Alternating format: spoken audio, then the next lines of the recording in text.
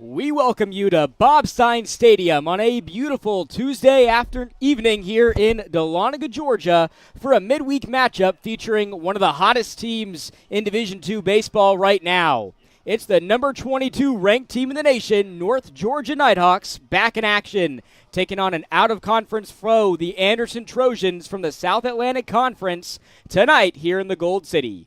So glad to have you all with us alongside my partner, Devin Kupka, and the rest of the NSN team. Robert DiClemente on hand for you tonight. The Nighthawks have been busy since the last time you saw them at home. They just rattled off what was one of the most impressive weeks of any team in the country this year. They started their four-game road trip with a win at the number 4 ranked team in the country, Catawba, in a midweek matchup. And then this past weekend, they put up historic numbers in a PBC series with sweep over Augusta, scored 55 runs over those 3 games, including that record-breaking 31-1 win in Game 2. Devin, North Georgia has been one of the teams to look out for during this midpoint of the season, and they've absolutely put themselves on the radar with how they've been playing recently, especially this past week. Yeah, they really have, and you mentioned there, add those 5 runs in from Catawba. That's 60 runs in the past week, and that's all coming off that Game 3 loss against Lander. North Georgia's really responded back really with the biggest week of the season for them, getting up those 4 big wins, going up big up against Augusta, and then picking up their first top 5 win for the first time in over 3 years. So North Georgia riding a lot of momentum going into tonight's game. Yeah, no doubt about it. They've been absolutely rolling. And in the visiting dugout, the Trojans come into this matchup off a big series win against Wingate, winning the series in the first 2 games pretty comfortably in that Game 1. Devin, these are 2 teams with a lot of firepower up to bat. We've of course, seen what North Georgia can do. Anderson, they put up double-digit runs in a multitude of games this season. Could be setting up a pretty high-scoring midweek affair between these 2 squads. Yeah, it is. And Anderson, one of the better teams in the SAC conference when it comes to hitting. And you mentioned, we talked about momentum for North Georgia. Anderson coming off some momentum as well. They won the series against Wingate for the first time in the regular season since 2018. So, that's big for them, getting a in-conference rival picking up a series win for the first time in a long time.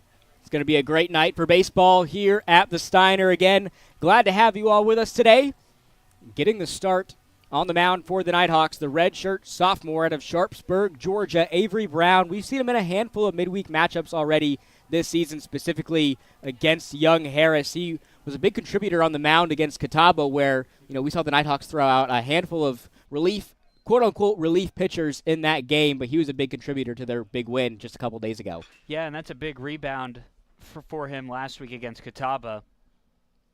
And back at the wall, a couple of Nighthawks collide, and it looks like Anderson's going to get a triple out of this to start the game.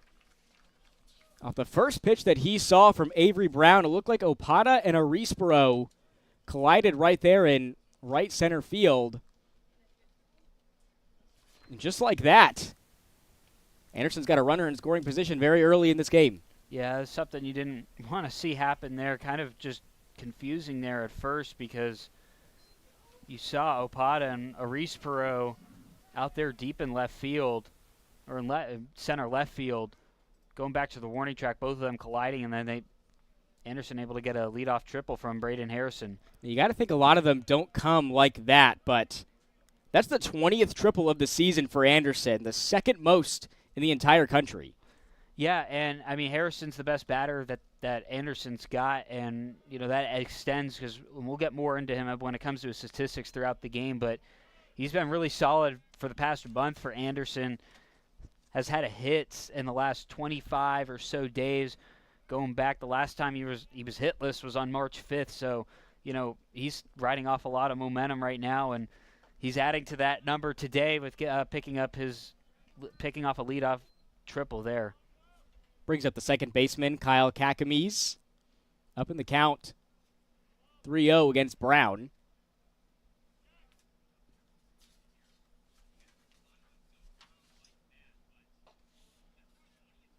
And Brown earns one back to get back in the count, 3-1. Kakamies, a veteran on this Anderson squad out of Hopewell Junction, New York.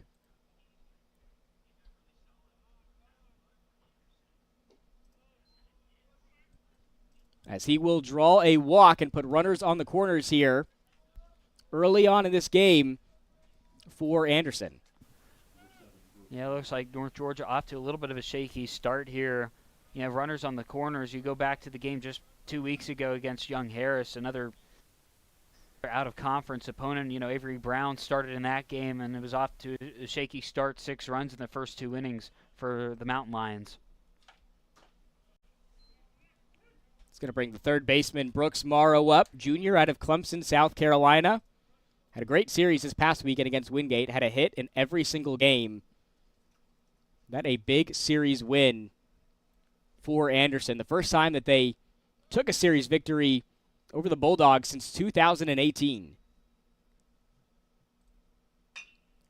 This one's going to be hit up the middle. Flip to second. Gets there on time. And the throw to first gets there on time as well. So the double play is made, but a runner does come home for the Trojans as Anderson takes an early 1-0 lead here in the top of the first against the Nighthawks. That's a good play from the Nighthawks there, getting the double play there to get their first 2 outs of the evening up on the board, although a runner did come home for the Trojans.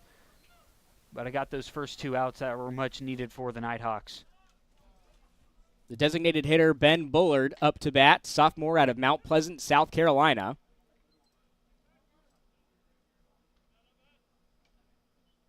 He was on quite a heater coming into that series against Wingate. Had not the best performance in that series finale, went 0 for 3, but he was a big contributor to them sealing the series win in those first 2 games, went 2 for 4 at the plate in that 11-3 victory over the Bulldogs.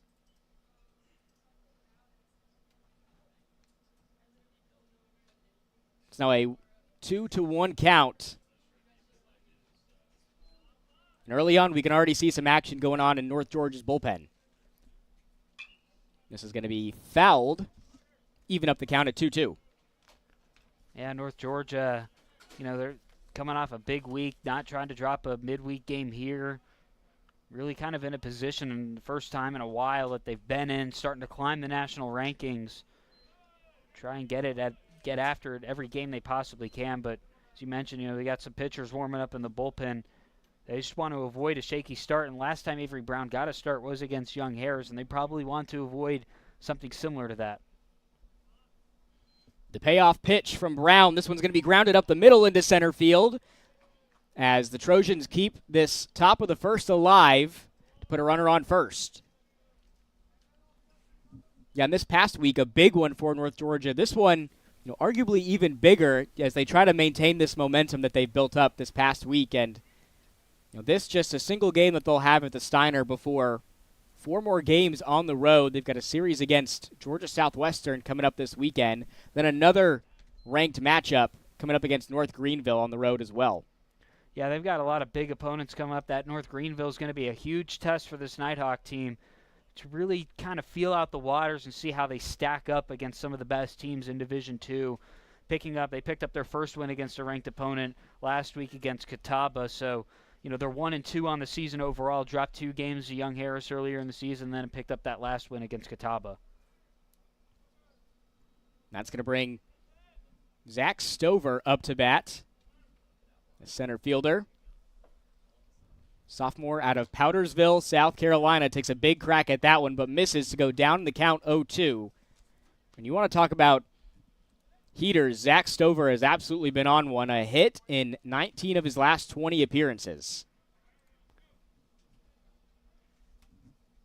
Yeah, Stover, really a key part for this Anderson offense here as Avery Brown gets it done for North Georgia. Picks up his first strikeout of the evening and a big one there to keep this at a 1-0 lead for Anderson. Nighthawks will be up to bat in the home half of the first. Andrew Sopata going to lead things off when we come back. You're watching North Georgia Baseball on the Nighthawk Sports Network.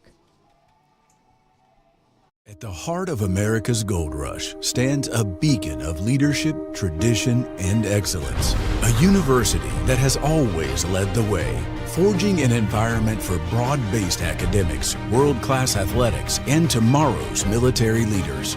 The University of North Georgia. Learning and leadership, passion and preparation. transformation, and tradition. We are the University of North Georgia.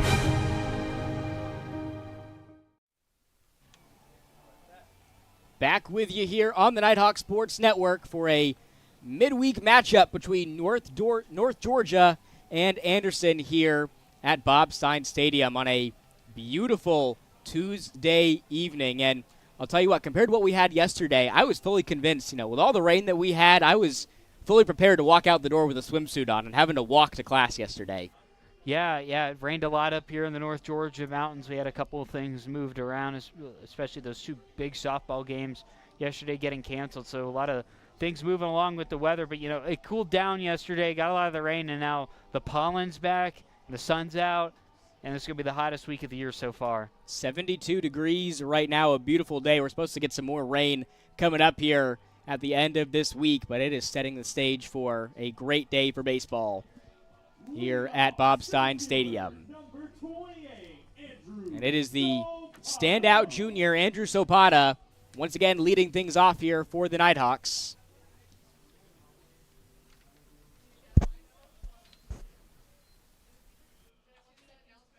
Opata having a career-best season here in 2025. Batting average, home runs, RBIs, slugging percentage, on-base percentage, all career bests for one of the best batters in not just the Peach Belt Conference, but the Southeast region. Yeah, Opata's really turned it up here in his third year with North Georgia. And it's coming out at no better time where a lot of people are really stepping up into what you could say their primes. And it's all just kind of coming together right now as North Georgia's trying to make a push into the NCAA tournament. As he belts one into right center field, as this one will drop into the glove of the right fielder Harrison for the first out. Yeah, it's kind of funny, right? Yeah, Braden Harrison hit a deep ball out towards the warning track in right field, and then Opata does the same thing from the leadoff spot. And both plays were to the same players, essentially, just on the flip side of things in the top half of the inning. And one of the biggest surprises of the 2025 season up to bat right now, Jake Prince, the reigning PBC Freshman of the Week. He has been on quite a run recently here for the Nighthawks. Went 6 for 15 with 8 runs, 3 doubles, and 4 RBIs against Augusta this past weekend. Yeah, 6 hits overall on the weekend. A really just impressive weekend for Jake Prince, the freshman from North Forsyth High School. And he's been a value addition to this North Georgia lineup this year. Finds himself in an evened-up count at 1-1 against Cole Davis, junior out of Simpsonville, South Carolina, making his 7th appearance of the season. Haven't seen him in a while. Last time was against Limestone back on March 18th. As this one will stay fair, Davis throws to first, and it's going to be dropped over there at first by Wells. So Prince is able to get there safely. Yeah, that was kind of weird because you saw the throw near the first baseline from Cole Davis to Gray Wells at first, and Wells just kind of hit the glove and dropped to the ground, and he failed to catch that one. And Prince will pick up and will reach on base here. That could have been an easy out made there by the Trojans. Instead, it's going to put a runner on first for one of the best batters in Division II baseball, Philip Ard. Belts one into left field, and that ball is not coming back. First pitch that Philip Ard seeds sends one out of here. The home run leader on this North Georgia squad has a big one early. Nighthawks take the lead 2-1. Yeah, this North Georgia offense is not something to sniff at because they're one of the better offenses here in D2. Philip Ard, one of the best batters in Division II, belts another home run here. And one thing North Georgia's been really good at doing this season is answering to teams. They'll get a run or two in the top half of an inning, and then in the bottom half of the inning, North Georgia will respond right back. We saw a lot of that 2 weeks ago against Landers. So North Georgia able to kind of feed off of other teams' momentums. That's the 15th home run of the season for Philip Ard. He's 8th in the entire country in home runs this year. Almost averages 1 per game. This one's going to be fouled by Nick Stinson.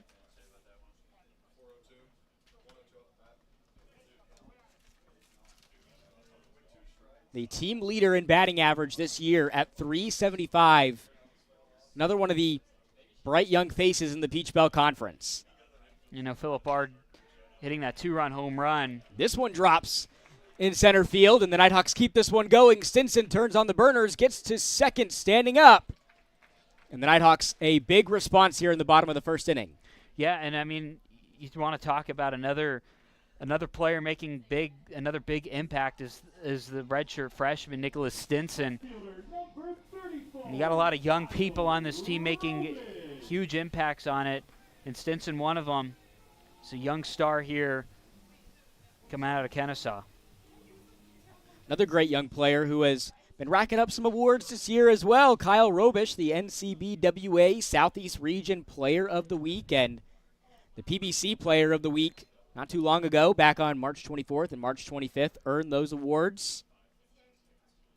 Yeah, Kyle Robish is having another good year. A second-year player, having a standout year so far. You know, had a great weekend against Augusta, picking up 6 hits against them, and really it's just been impressive. You know, the job, you got to give credit to Tom Cantrell, doing the job of recruiting some really good players over the past few seasons. Yeah, there are a lot of players on this team in their first and their second season playing like they're in their third and their fourth with the performances that they've had this year.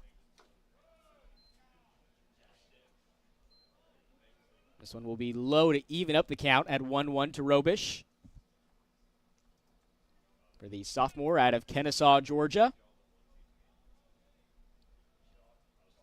He's got a runner on second. Watches ball 2 go past him. Robish currently on a 7-game hitting streak. Not only is it the longest of the season, but the longest of his collegiate career thus far.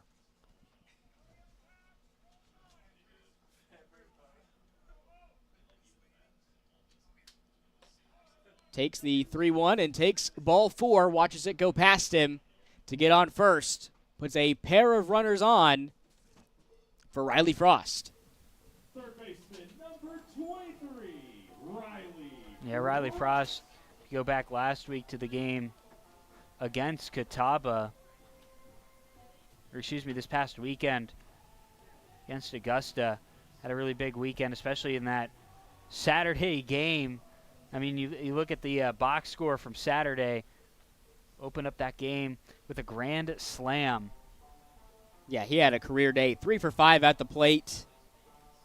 5 RBIs, like you mentioned, 4 of those coming off that grand slam. Was one of a handful of grand slams in that game as well. Opata had one. I believe Ard had one as well.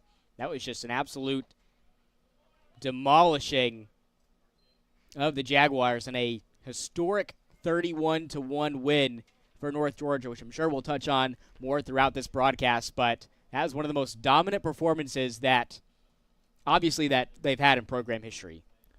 Yeah, it really was, and the fact to be able to do it on the road is another thing as well. Riley Frost, the senior out of Roswell, Georgia, down in the count 0-2 against Davis. As he takes a crack at this one, goes into shallow right center field, and it's going to be caught for the second out. Runners will stay put on first and second. So you still got Robish over there on first, Stinson on second. Brings up another veteran on this squad, and Jorge Arispero.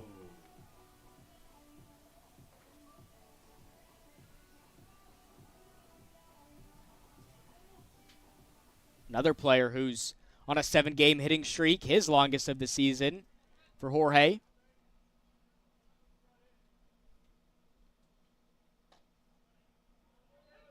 Watches strike 1 go past him.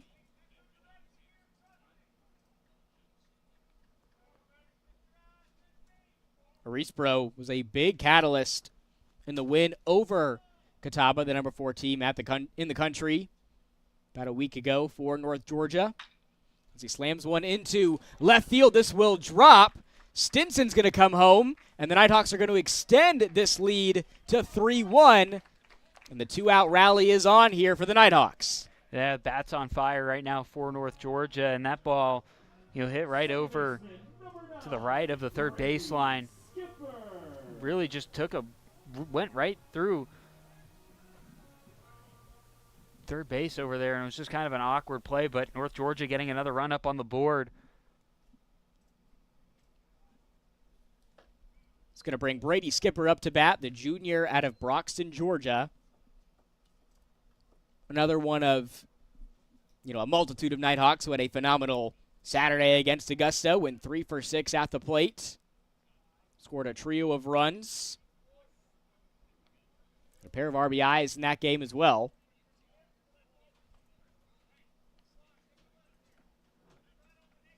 Finds himself in an evened up count at 1-1.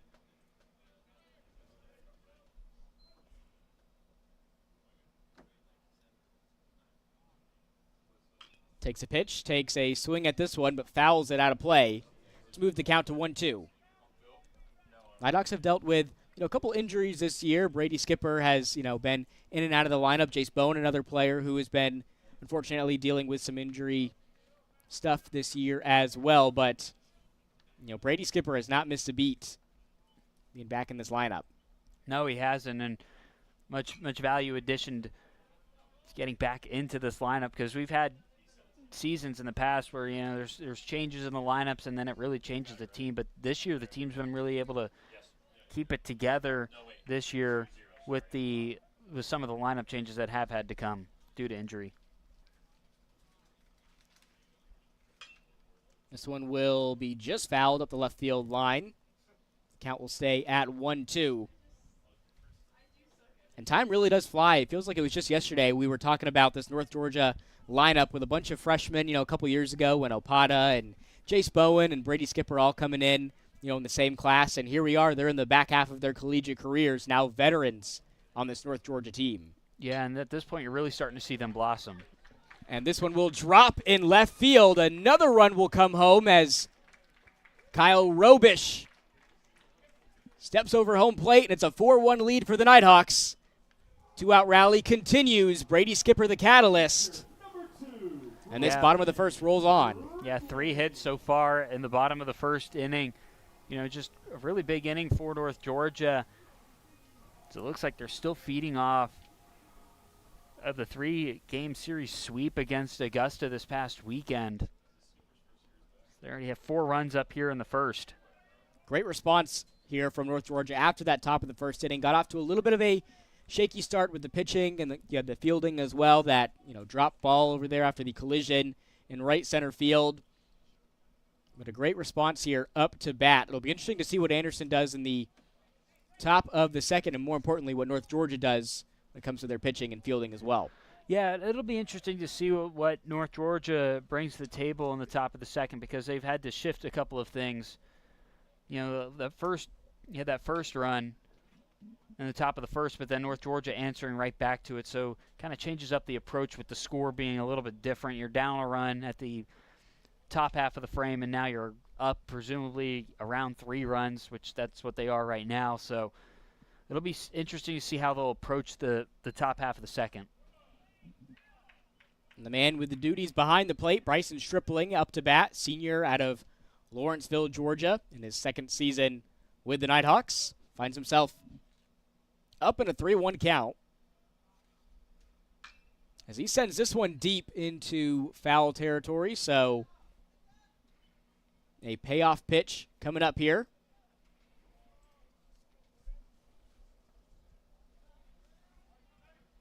It would be great to see the Nighthawks flip the batting order over once again to see Opata, who's on deck.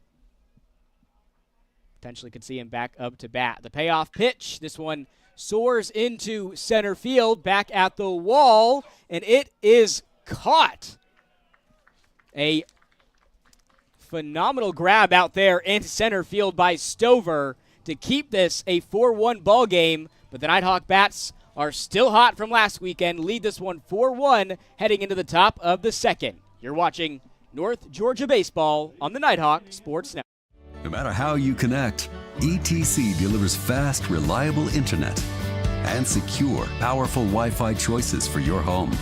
For intense gaming, easy sharing, and buffer-free streaming. on every device, all at once. With local experts ready to help. Connect to faster internet. Connect to awesome Wi-Fi. Connect to now. Call or visit etcnow.com to upgrade your internet today.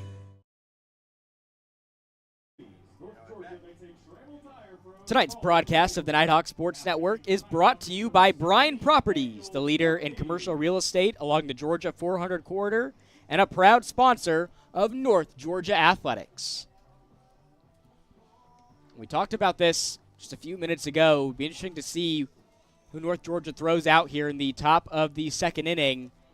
And they have moved on from Avery Brown and on to a veteran, the senior Daniel Courtney, lefty out of Peachtree City, Georgia, now on the mound here for North Georgia. We saw him pretty recently, pitched against Catawba.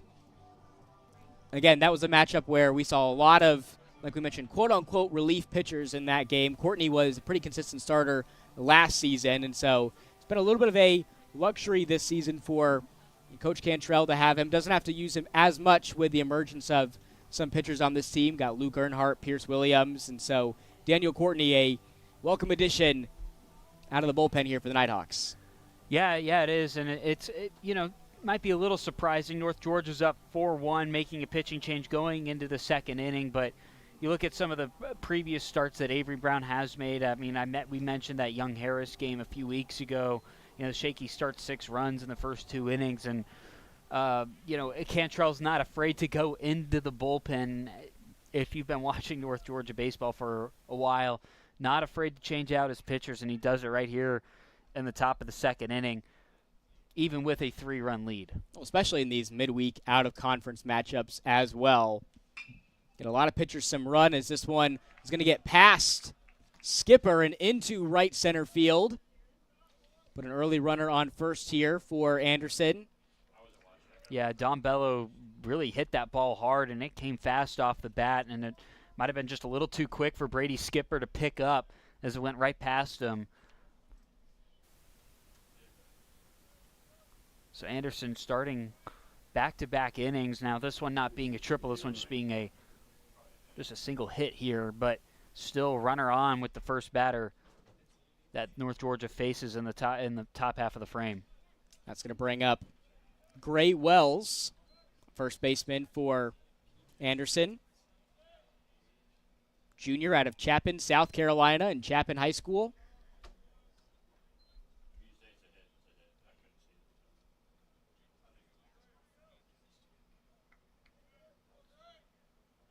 He also had a pretty solid series against Wingate as well, especially in that opening game.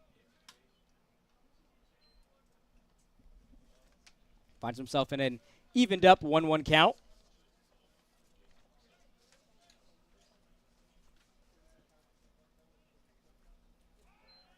Pickoff attempt over here at first.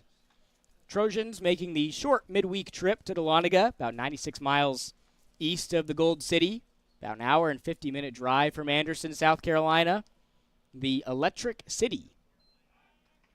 Yeah, Anderson, South Carolina, right off of I-85, pretty much. If you're going northbound towards Charlotte from Atlanta, Anderson, one of the first cities you'll hit near Clemson, South Carolina. So not too far from this region. Yeah, just a quick day trip for the Trojans. Wells now up in the count 2-1 against Courtney.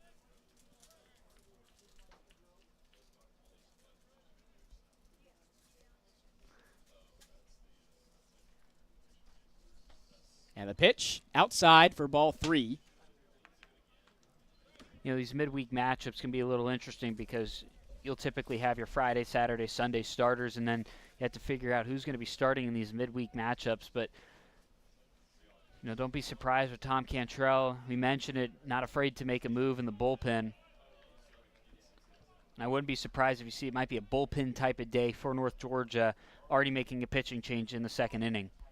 I expect to see that bullpen getting warmed up pretty much throughout the entire game. Got some action still going on over there to the right of us. It's going to bring up the left fielder, Bryce Helms.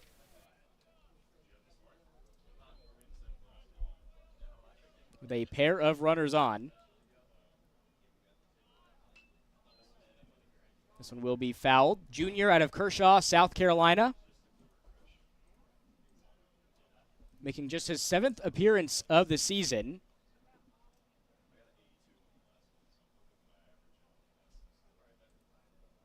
Started to work his way into the starting lineup as of late. Did play in that one game against Wingate. Had only one at-bat in that matchup, but he did go 1-for-1 with an RBI. Yeah, and he was, as you mentioned, they were able to score a run in that last game against Wingate. In a game they did drop, scored in that one, their lone run on Saturday. Yeah, that was the second of a doubleheader that day for Anderson and Wingate.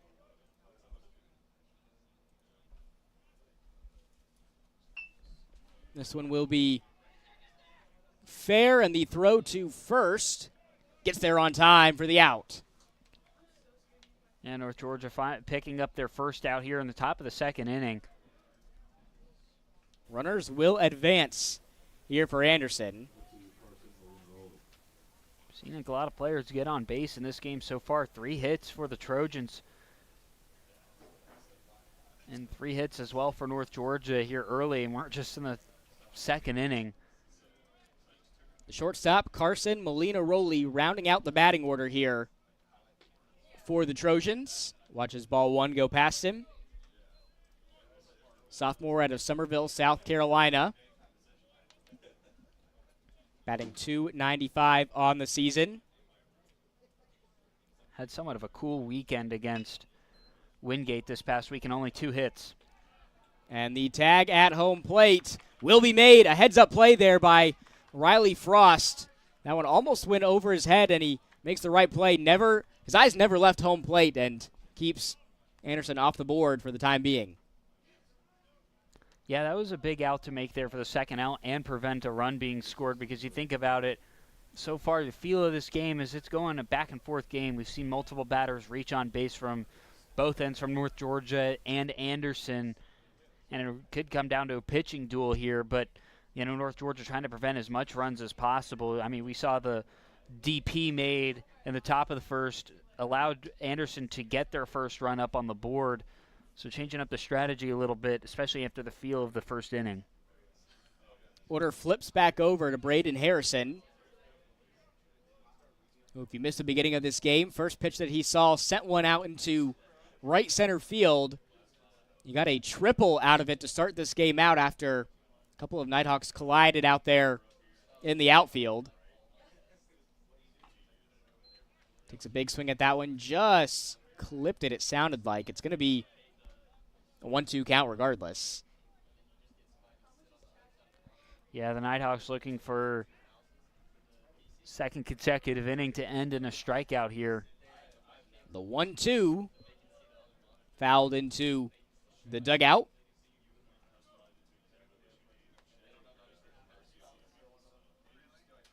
Pardon me, a 2-2 count. As it is, deuces are running wild. 2 balls, 2 strikes, 2 outs. 2 runners on for the Trojans. This one's going to be outside, and the count's going to run full.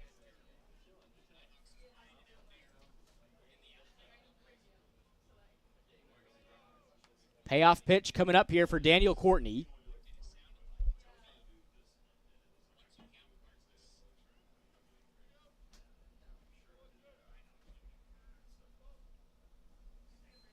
And the full count pitch. This one sent into left field, fouled into the bullpen for the Trojans. So we will stay put at the full count pitch for the leadoff batter, Harrison.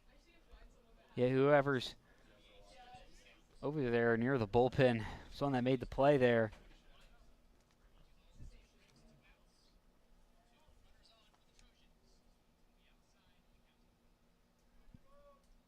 Harrison, 5th nationally with 15 doubles this season. Takes the payoff pitch, skies this one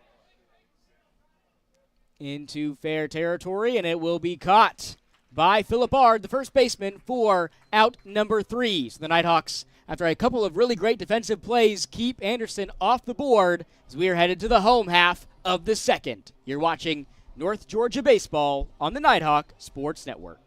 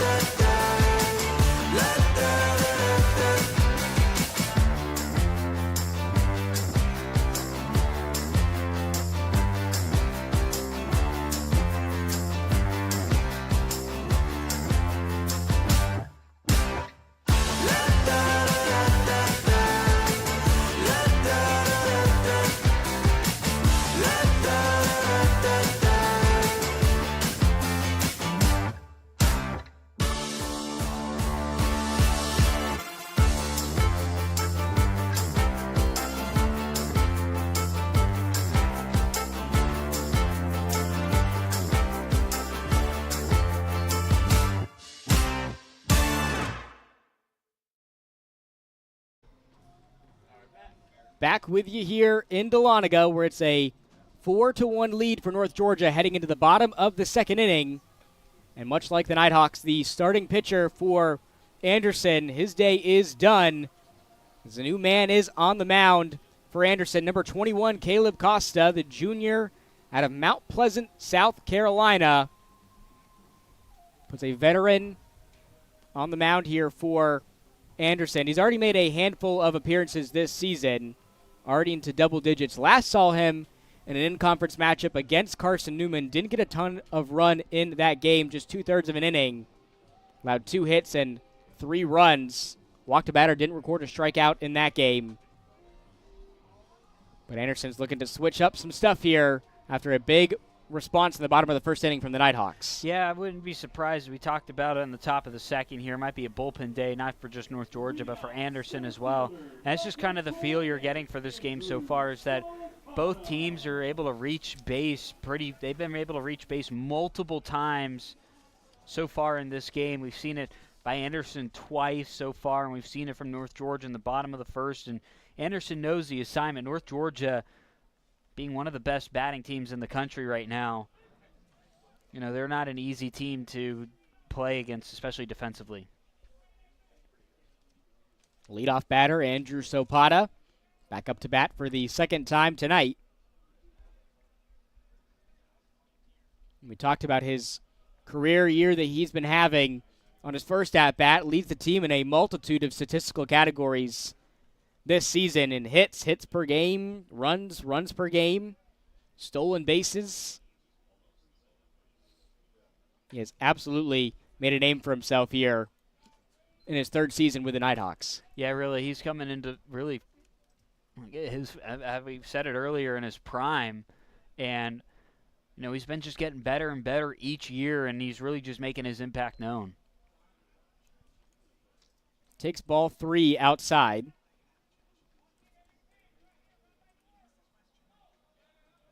For Opata, it's got to be feeling good, because you would say this third year has been the best overall when you look around him and how everybody's performing and how the team's doing. This is by far the best team that he's been on so far in his 3 years at North Georgia. Yeah, absolutely. Those first 2 seasons, North Georgia dealing with some injury issues. He was a young player on a team with a lot of veterans back in 2023 during his freshman campaign. He was able to get a lot of run during that season. As he takes ball 4, good eye from Opata as he makes his way to first. Opata, gets on base here.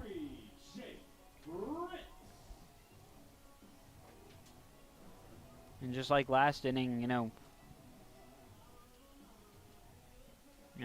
getting on base for the first time today, although walking there is still a dangerous player you want to have on the bases. You mentioned the stolen bases on the season. Probably look for him to steal something very soon. Prince takes ball 1 outside. Opata with 19 stolen bases this year. Leads the PBC. 27th most in all of Division II baseball.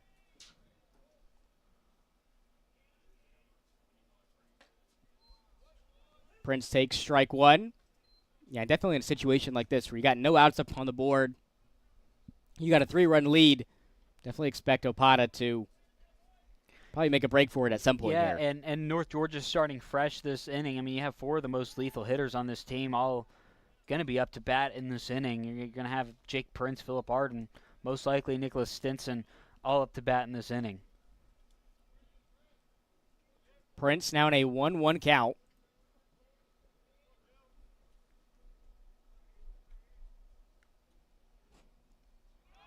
Takes the pitch, and there goes Opata to second as he slides in safely.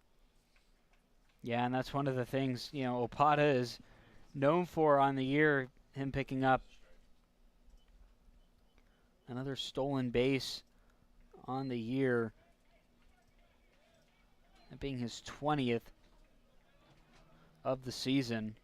Yeah, he has consistently put up 20-plus stolen bases every single year. And there's still a handful of games left in the regular season for North Georgia. PBC tournament coming up as well. And so He's definitely going to rack him up. This is going to be hit to second, and the throw to first won't even be made. Runners are going to be on the corners as Anderson couldn't make a play. Molina Rowley did not know whether or not to throw that to first or not, and runners are on the corners. Yeah, both these teams so far in this game have been able to create momentum out of their own. Anderson didn't get a run there in that top of the second, but able to reach on base a few times, and now North Georgia still continuing to pile it on to Anderson. 4 runs, runners on the corners, no outs here. You have Philip Ard who hit that 2-run home run, hit that home run in the bottom of the first. This one will be fouled. Yeah, his bat's still smoking from that first pitch. 2-run bomb that he sent over into left field. Picking up right where he left off against Augusta this past Saturday. Had 3 home runs and 9 RBIs in a historic performance against the Jaguars. One of the best that you'll see all season long from any player in Division II baseball. Those 3 home runs, a single game record, had 15 total bases, 9 runs and 5 hits. All of those either new program records or tied previous program records for UNG baseball. This one will be grounded to third. Throw to second is not going to be made. The second baseman off the bag there as Kakamis couldn't make the play, and North Georgia puts up another run to go up 5-1, taking advantage here of some fielding from Anderson to make the 4-run lead. Yeah, that was kind of just a weird sequence. The ball was hit over to Brooks Maru and then thrown to Kyle Kakamisi. And the thing about it, though, is the play he had to step off the bag on second, so that allowed Jake Prince to be safe there, and North Georgia getting a run in. So no outs here puts Anderson in a sticky situation where that lead is really starting to grow on them. Another lethal batter back up to bat in Nick Stinson, a 3-time Peach Belt Conference Freshman of the Week this year. Earned it on February 24th, March 10th, and March 24th. As he belts this one deep into center field, back at the wall. It's going to be caught for the out. And a runner will advance to third here for the Nighthawks. Yeah, and almost it looked like Zach Stover over there in center field almost for a second initially when the ball came off the bat of Nick Stinson. It looked like that he was having a trouble fielding it, but then eventually caught himself back in rhythm, able to make that catch. But, Jake Prince getting to third, putting another Nighthawk deep in scoring position. So anything that goes out into the outfield is going to score another run for North Georgia. Kyle Robish drew a walk on his first plate appearance today. Watches strike one go past him there from Costa.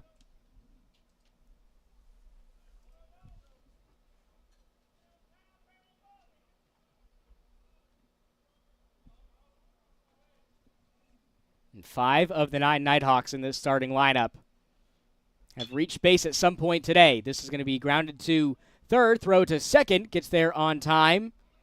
The throw to first does as well.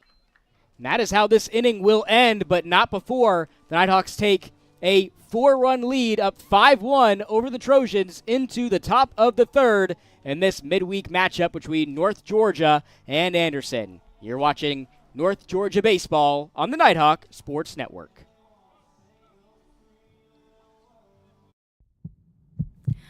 Georgia, Georgia, the whole day through. The whole day, every day, we're thinking about one thing, Georgia's hearts. While you're busy being you, we're working to make Georgia Heart Institute Georgia's #1 heart program. One of only 2 programs in the state offering robotic heart surgery as an alternative to open heart surgery. So whether you live in Atlanta or Athens, in the country or in town, The future of heart care is here for you today. We do it all because Georgia's hearts are always on our minds. That old sweet song keeps Georgia on my mind. Georgia Heart Institute.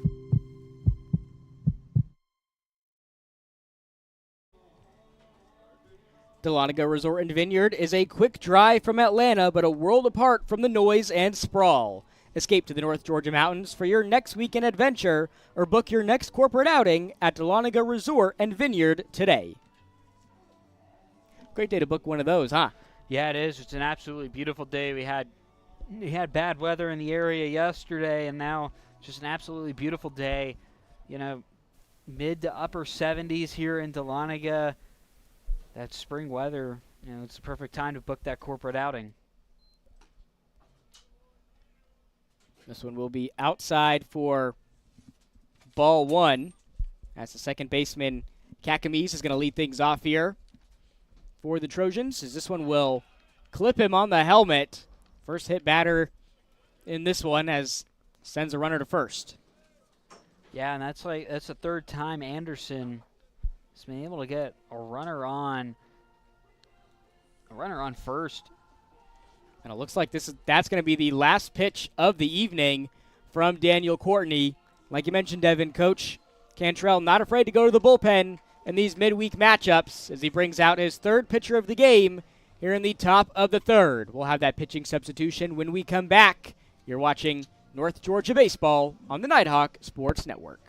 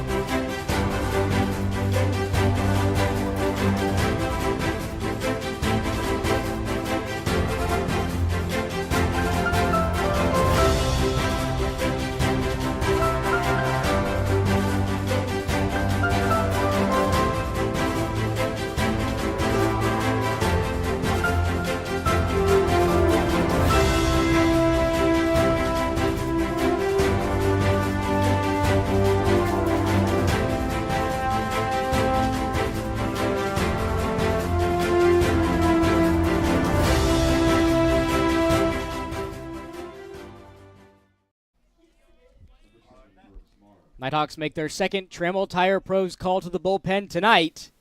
It is now the redshirt sophomore out of Sugar Hill, Georgia, number 8, Nathan Alexander, now on the mound here for the Nighthawks. Yeah, Nate Alexander only pitched 3 times in the month of March, but pitched for a full inning against Catawba, only allowing 1 hit in that big win over the top 5 team in the nation. So Tom Cantrell putting him out there, see what he has in this midweek matchup. Yeah, he was one of 7 pitchers to make an appearance on the mound for the Nighthawks in that big win. Hasn't pitched more than an inning and 2/3 so far this season. That coming in his first appearance in 2025 against Lincoln Memorial. It'll be interesting to see how long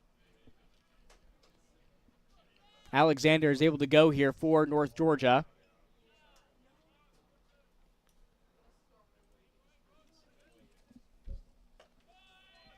And this will be ball 4. 4 straight pitch tomorrow. As he makes his way to first, now a pair of runners on. Not the start you wanted if you're Nate Alexander, especially already having a pitcher warm up in the bullpen before you even throw your first pitch. So Tom Cantrell probably going to exhaust his bullpen today, but not something you want to see, a 4-pitch walk from Nate Alexander. Brings up the designated hitter, Ben Bullard, for the second time tonight, as Alexander pitches his first strike of the evening. Bullard had a hit on his first at-bat, one of the 3 so far in this game for Anderson.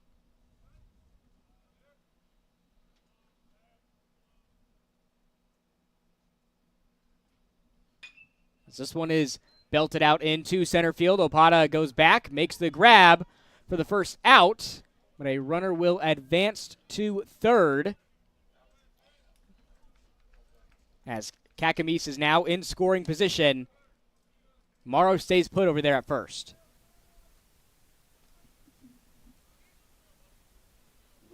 Kind of saw a similar situation in the bottom of the second inning. You had runners on the corners, Rob, with North Georgia, and then Anderson was able to come up with the double play and end the inning. Maybe North Georgia might be able to work some magic here and potentially get that DP here and prevent a run being scored. This one soars out into center field in Opada's direction again. He makes the grab, but the Trojans are going to steal a run back as Kakamis comes home and makes this a 2-5 ball game at the Steiner. Puts a second out up on the board, but a second run up on the board for the Trojans.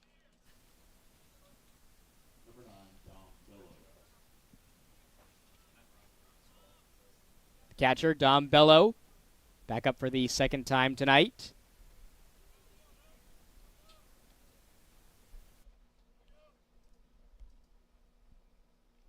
Had a hit on his first at-bat. And it looks like he's going to get his second here as this will drop in front of Opada in center field. He throws to third, but runners will be on the corners here. One in scoring position for Anderson. Yeah, North Georgia looking to pick up the third out of the inning. Or some maybe fly out into center field or just an easy infield play. It's a good effort made there by Opada trying to get that one to third, but it was just too far off the bag for Riley Frost. So this inning stays alive.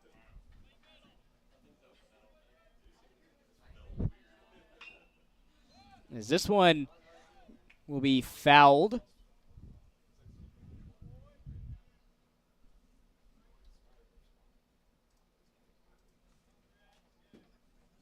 So it's going to be an 0-1 count. We talked about this in the beginning of the game, this having the potential to be a pretty high-scoring affair between North Georgia and Anderson, where we've seen the Trojans a multitude of times this season put up double-digit runs in a game, and we saw the phenomenal week that North Georgia had, highlighted by that 31-run game against Augusta, but could potentially see 20-plus runs scored in this game with how it's been going so far. Yeah, you could really see a whole lot of things. I mean, Anderson's been able to reach base a lot in this game, but North Georgia's been able to fight their way back against that. But, the Nighthawks up 5 runs, already have 5 runs up on the board through 2 innings. So, really, the sky's been the limit for this Nighthawk offense. I mean, last time Anderson scored a run in the first inning, North Georgia's able to respond with 4 of their own. So maybe another high-powered offensive inning for North Georgia in the bottom half of this inning potentially. First baseman Gray Wells back up to bat. Drew a walk on his first plate appearance tonight.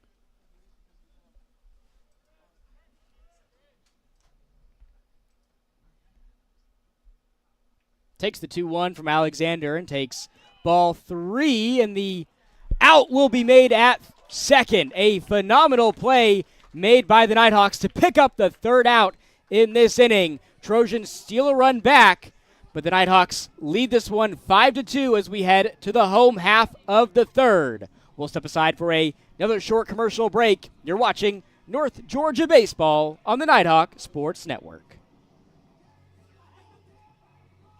I pledge. I pledge. I I am an NCAA student athlete. And I pledge to be a champion of unity on my team, on my campus and in my community. I pledge to embrace differences and strive for inclusion and collaboration. I pledge to stand against racism, hate, and discrimination. I pledge to strive for love, care, and forgiveness. I pledge to stand against silence, deceit, and obscurity. I pledge to strive for dialogue, truth, and understanding. I pledge to stand against fear and doubt. I pledge to strive for trust and belief in one another. I pledge to stand against complacency and stagnancy. I pledge to strive for change and growth. I commit to supporting my fellow student athletes in all circumstances that impact them. I commit to both choosing unity personally and encouraging it for all. I pledge these things because we are stronger together. United as one.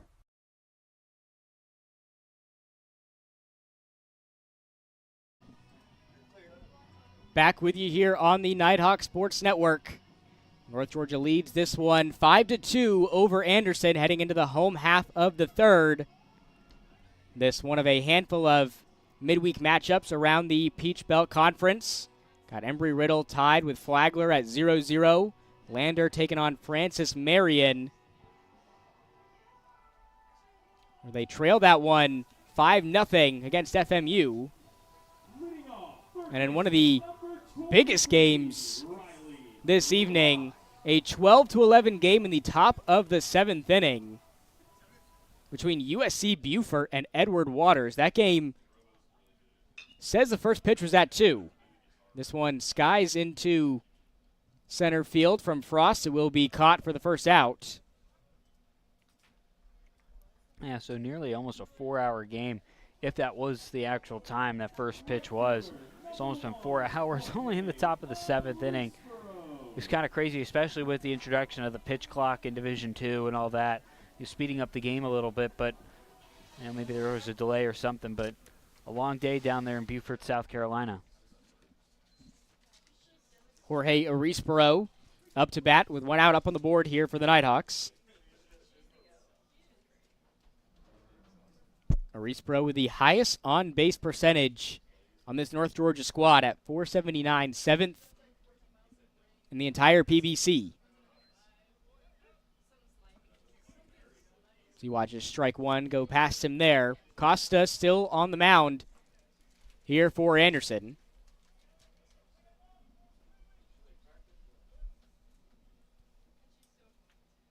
The 0-1, this one soars out into foul territory. Trojans won't be able to make a play on that one. The bats have been firing on a level that we really haven't seen from North Georgia teams in recent years. Nighthawks leading the PBC in team batting average at .319 this year.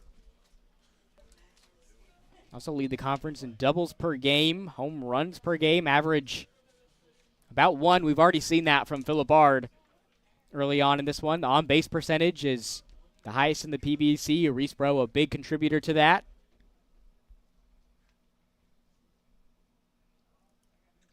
This one soars over Arisboro's head to fill up the count.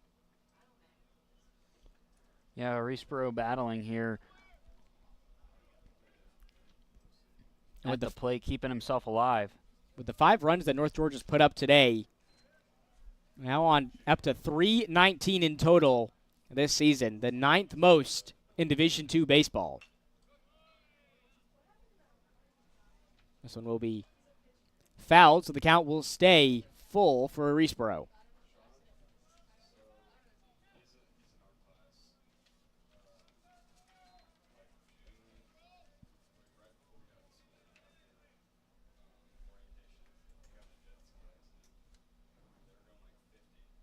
Another payoff pitch and a big swing for strike 3 as Arisboro is sent back into the dugout. A big strikeout there from Costa. Yeah, it was a big strikeout here because this is really the quickest inning or frame of the game that's gone by so far in this one, because we've had batters reach on base pretty much every inning so far in this game. But here in the bottom of the third, Anderson trying to make quick work here of North Georgia batters. Brings the second baseman, Brady Skipper, back up to bat. responsible for one of the 4 Nighthawk hits in this one as he slams this one into right. And back at the wall, the grab will be made for the out. A great catch over there in right made by Harrison is how this inning is going to end. We stay at a 5-2 score, headed to the top of the 4th. Nighthawks lead this one by a trio of runs. We'll step aside for another short commercial break. You're watching North Georgia Baseball on the Nighthawk Sports Network.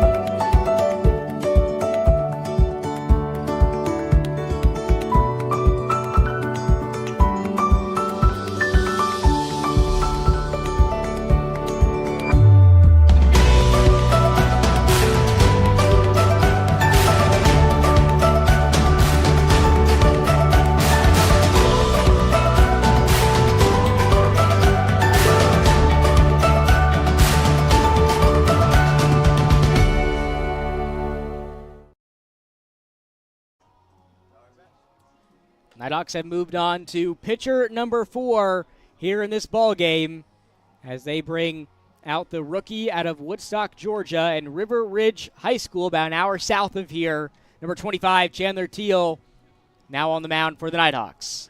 Yeah, Chandler Teal looking to have a bounce-back performance from when he pitched that 1 inning against Catawba last week.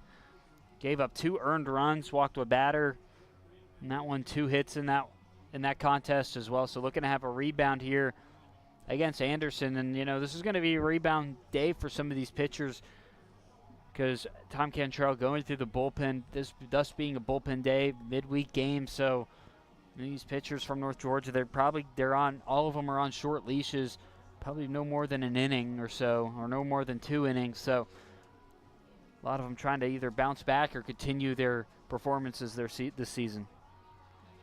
Teal making his 11th appearance of the season, just a few weeks removed from his best collegiate performance thus far in a PBC matchup against USC Beaufort. Pitched 3 innings in that game, only allowed 3 hits, didn't earn a run or allow an earned run in that game. This one skies out into left field and will be caught by Robo for the first out. Yeah, I've seen a couple of balls just flying off the bats, and a lot of the outfielders going out to the warning track. I mean, we saw that at the end of the 3rd inning there from Brady Skipper, because it looked like Braden Harrison over there right almost had tracked that one down, eventually caught it for out number 3. But and a lot of these batters swinging on the first pitch that they see. Another one there, as this puts 2 quick outs up on the board and a quick plate appearance there from Bryce Helms. Yeah, and we've seen really kind of quick work of both teams since the bottom of the 3rd inning. Nobody reached on base for North Georgia in that last inning, and 2 quick outs here for the Nighthawks.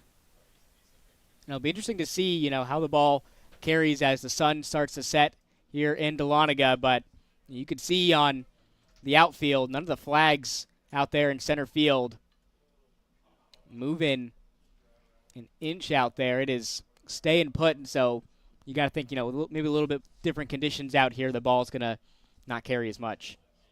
Yeah, and that last home stint that North Georgia had against Lander 2 weekends ago, you had a mixture of different weather throughout that weekend. It was cold Friday night, and then it was windy Saturday and Sunday, but here, just calm weather conditions, just a little warm.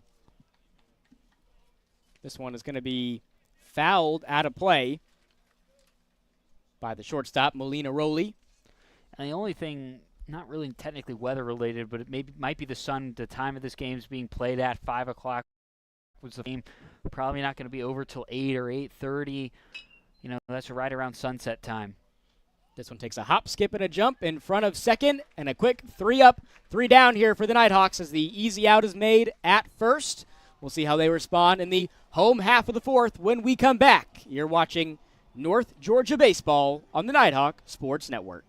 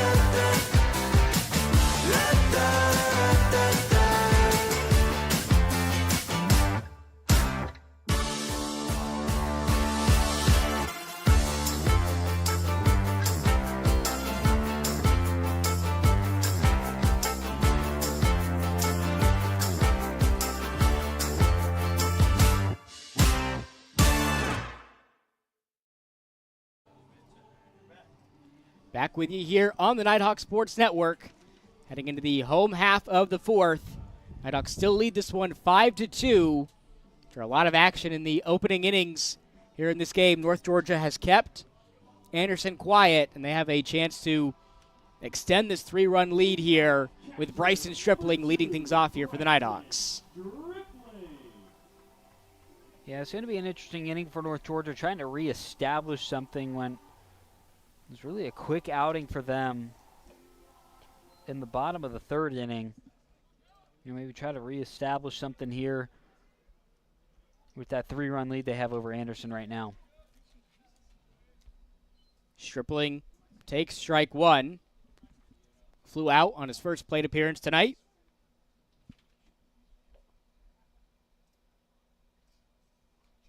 Nighthawks winners of 9 of their last 10 games, 13 of their last 15.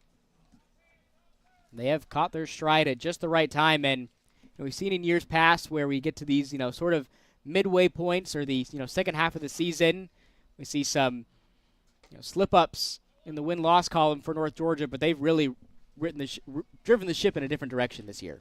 Yeah, they really have, and really you had a lot of seasons prior to this, really coming off that pandemic stretch, because going into the pandemic, they had a great year in 2017, making it to the CWS, and, kind of building off of that, still having players from the 2017 team and then kind of building a new era and players that played during that time period with those really good players from that middle part of the decade, last decade, but then, the additions of Andrew Zopata and all of them have really started to gel here, and you're in this new era. It's kind of funny. You're entering this new era of UNG baseball, and, at the end of the season, Tom Cantrell, this being his last season, but, a good way for him to go out, prove, because he's been with the baseball program for a long time, but, right now North Georgia is on trajectory for making their first tournament appearance since that 2017 season, and, I bet Tom Cantrell's really hanging his hat high on that one after some seasons just not going the way they wanted it to go.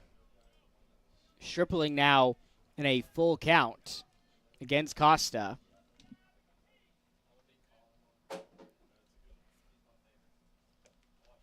Takes the payoff pitch, takes a crack at this one, and it gets over the head of the second baseman. Stripling records his first hit of the day, gets the first out of it, and brings Andrew Zopata back up to bat.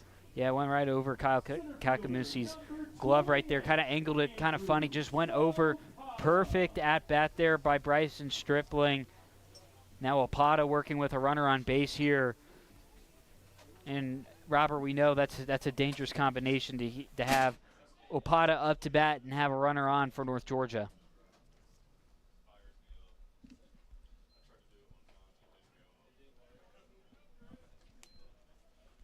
It's going to be a 1-0 count now for Andrew Zopata, who has scored a run in this game.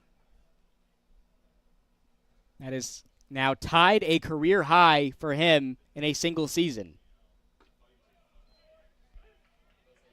Takes strike one to even up the count.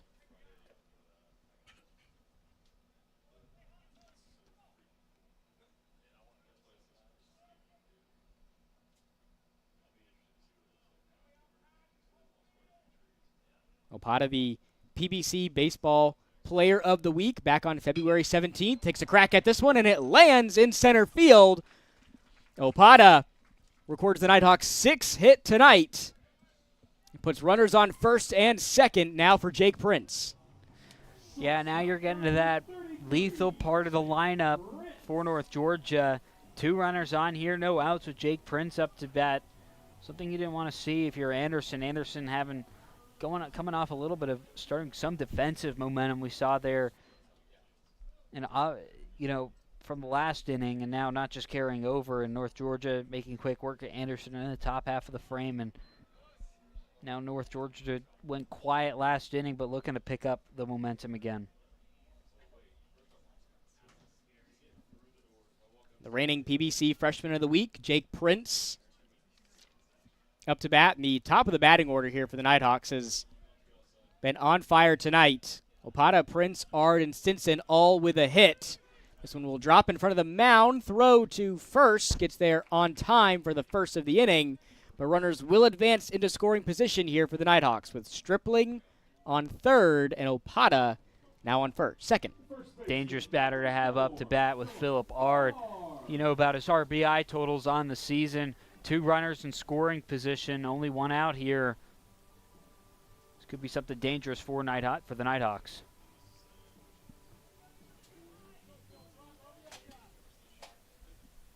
Yeah, he leads the team in all the big bat categories this season as he belts one into left field, fouled. It's going to be an 0-1 count. At his 15th home run of the season about an hour ago.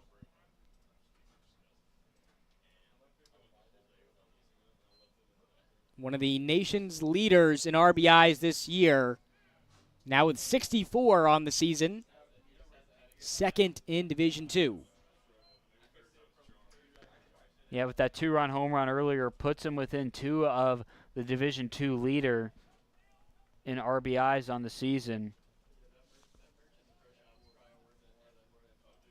That being Adam Penagua with 66 RBIs from Regis.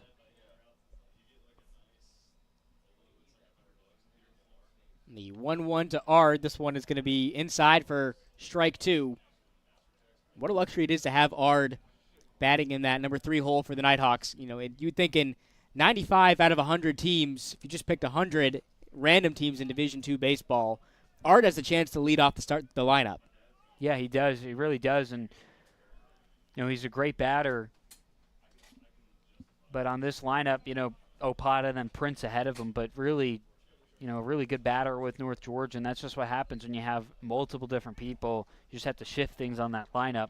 And some players, like in this case, maybe Philip Ard's better off batting in the 3 hole. Opata and Prince get on, and then you can bat another run in there, puts him in that prime, talked about it almost the RBI leader in D2. Belts one right into the glove of the shortstop, and another double play will be made here by Anderson, their second of the game to end an inning. So we will stay at a 5-2 game heading into inning number 5. Some great fielding there from Anderson. It's how this inning ends. We'll step aside for another short commercial break. You're watching North Georgia Baseball on the Nighthawk Sports Network.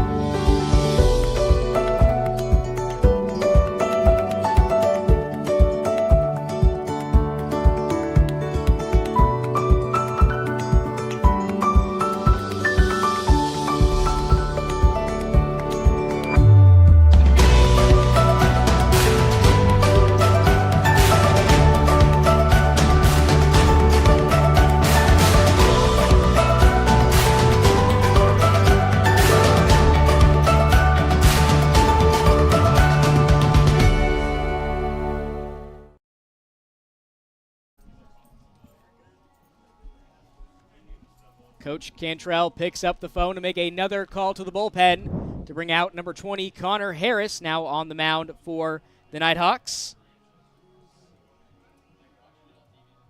Calling all business owners, let Business Fernie, a proud partner of UNG Athletics, help you furnish your workspace with office furniture, graphics, wall solutions, and more. More on Connor Harris, the junior out of Athens, Georgia. We've seen him pitch in a couple of midweek matchups this season, specifically against young Harris. Another one of those pitchers in that win over Catawba. Now the fifth pitcher making an appearance in inning number 5 here for the Nighthawks. As this will be grounded into left field, and that has kind of been the go-to for Anderson today, is as soon as North Georgia inserts a new pitcher, the leadoff batter will swing at the first pitch and typically get something positive out of it. Harrison does there as he records his another hit of the night. I'm finding kind of an interesting pitching swap here. I know it's been a bullpen game for Cantrell so far, but it was a 3-up, 3-down inning for North Georgia in the top of the 4th inning, making quick work of Anderson. It's kind of an interesting, and then you get the leadoff single here. You already have a runner on. So an interesting decision by Tom Cantrell. This one will stay fair. Easy flip from Harris to first to get the out, but a runner will advance. Harris, a 6.75 ERA this season. Pitched almost 11 innings so far here in 2025. He's allowed 9 hits and 8 runs. All of those runs have been earned. 6 walks, but 10 strikeouts on the season.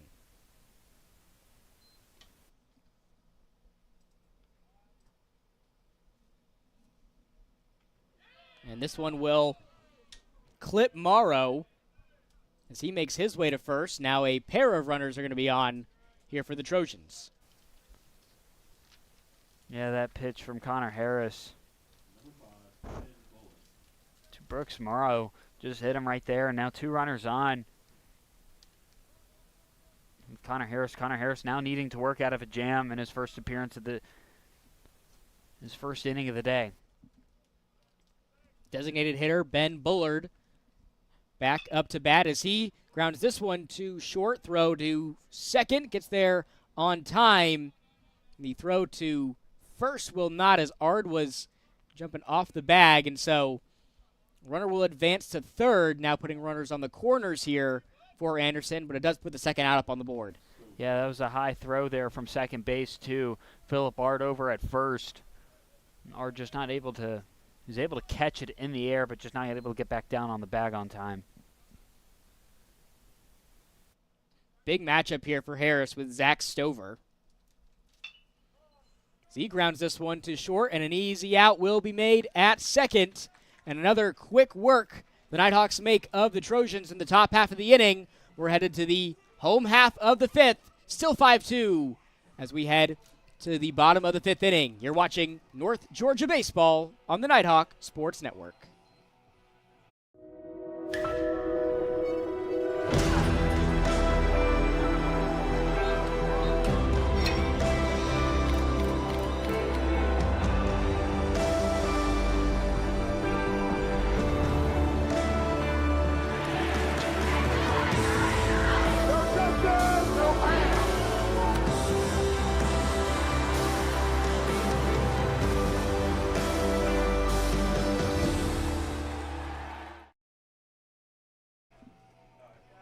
Back with you here on the Nighthawk Sports Network, where it looks like a new pitcher will be in the game for Anderson.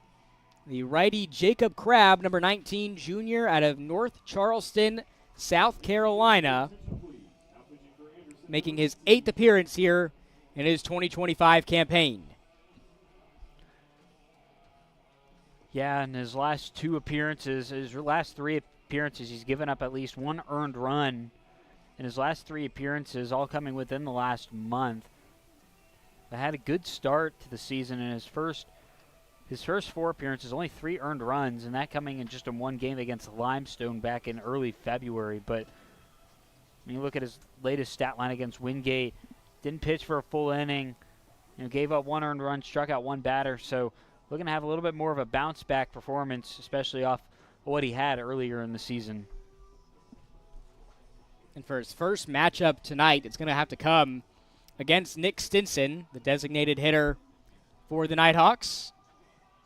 He was 1 for 2 today. Has flown out as well. And when you throw in a flurry of different pitchers into the game, it makes things difficult to build up any sort of rhythm when it comes to coming back up to bat, because you're seeing a different pitcher, you're seeing a different arm. But so far in this game, it hasn't really mattered for the Nighthawks. They've been a couple of times through the lineup already, and they have made quick work of the 3 pitchers. Davis starting out this game for Anderson, and then Costa, who went a few more innings, but unfortunately his evening is done in favor of Crab.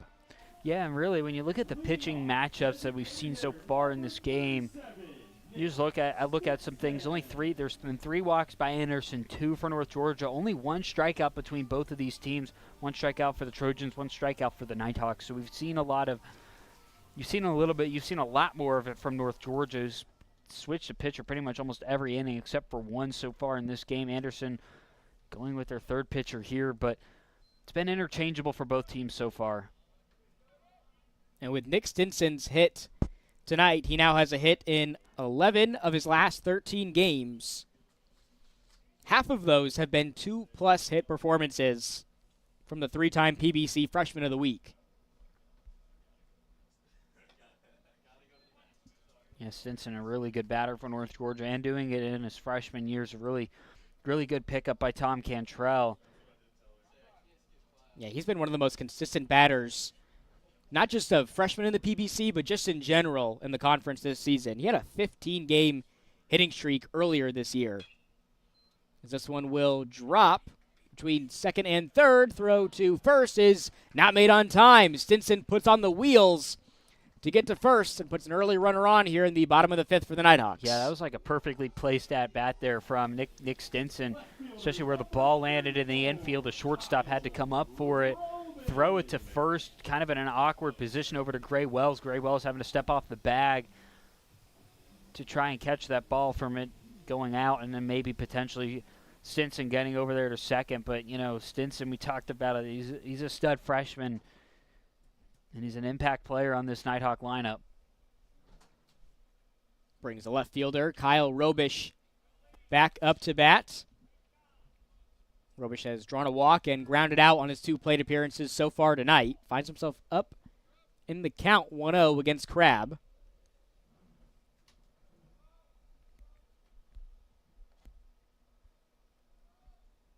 Takes the pitch and watches strike 1 sneak back into the zone. Robish has been on one of the best stretches of his collegiate career thus far. We 7-game hitting streak, the longest of his career. For those last 7 games, multi-hit performances for the sophomore out of Kennesaw. And 3 of those, 3+ hit games. Yeah, Robish is having a really spectacular second year for North Georgia, taking that leap up you're supposed to take as a collegiate player, athletic player. And a lot of these Nighthawk batters are finding their stride at just the right time. Now as we head into the final, less than 20 games left here in the regular season. We talked about that with a handful of players, whether that's, Robish on his 7-game hitting streak, Reese Bro 7-game hitting streak. We just mentioned Stinson, 11 of his last 13 games has a hit. This is the perfect time for the Nighthawks to be finding their stride. Pickoff attempt over there at first. Robish still awaiting the payoff pitch. Sun starting to set a little bit here over to the right of us at the Steiner. Payoff pitch to Robish, who slams one into left field. This one looks like it's going to be fouled. So we'll have another chance at it here. Good effort there by Helms to make it over there. Just going to be out of play for him. Yeah, And some of those balls, they're kind of hard to predict there. I mean, if he was already there pretty much when the ball landed, might have potentially had a chance to make a play on it, but it landed out of play, but full count for Robish.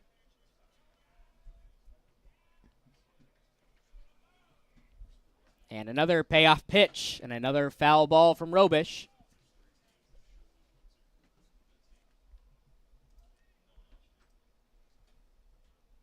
Got the veteran Riley Frost on deck.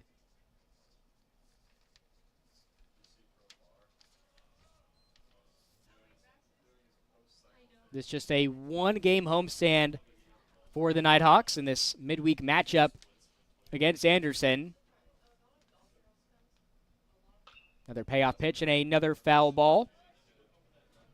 After this, they'll be back on the road for another 4-game road stand, starting with a PBC series against Georgia Southwestern this Friday at 6. And a week from today, they'll wrap things up with a midweek matchup at the number 16 team in the country in Tigerville, South Carolina, North Greenville. And what will be potentially one of the best matchups of the 2024 or 2025 season. Yeah, this is the first time, really. I mean, last week you had the coaching rankings just come out in the ABCA last week when they played against Catawba, and now they're up to 22, and presumably next week they'll probably be still in the top 30 in the nation, pending on what happens this weekend. But it's going to probably be their biggest game outside of the Peach Belt Conference games. Have Lander Series last weekend, but it's probably going to be their biggest game of the year when they play North Greenville on the road next week. Another foul ball from Robish as he is battling here on this at-bat. He's still alive here, working it because you still have Stinson over at first. This is the 9th pitch coming up to Robish. And a 10th one may be coming up. This is another foul ball, and it will be caught next to the dugout for North Georgia. A heck of an effort there by the first baseman, Gray Wells, to come up with that grab. Yeah, it was an incredible effort because he was working with a very tight window over there, working almost against the net in North Georgia's dugout. So, it was a really, as you mentioned, an impressive play there by the first baseman, Gray Wells. We talked about North Georgia's big road stand coming up here in just a couple days. After that, they've got their longest homestand of the season. 8 straight games at the Steiner, ending with another matchup with North Greenville, this time on UNG's home turf. Yeah, they'll have that, and that'll be the last home game of the season. And it's interesting. It's going into a big stretch. So you got North Greenville at home, and then you got that 3-game series against Georgia College, and what very well could determine who wins the Peach Belt Conference regular season title. That was a big series early on for the Nighthawks against Georgia College. Didn't count towards their Peach Belt Conference record, but you still got to see North Georgia against, coming into this 2025 season, Georgia College regarded as, one of the best teams in Division II baseball, had a really good chance to make some noise in the NCAA tournament.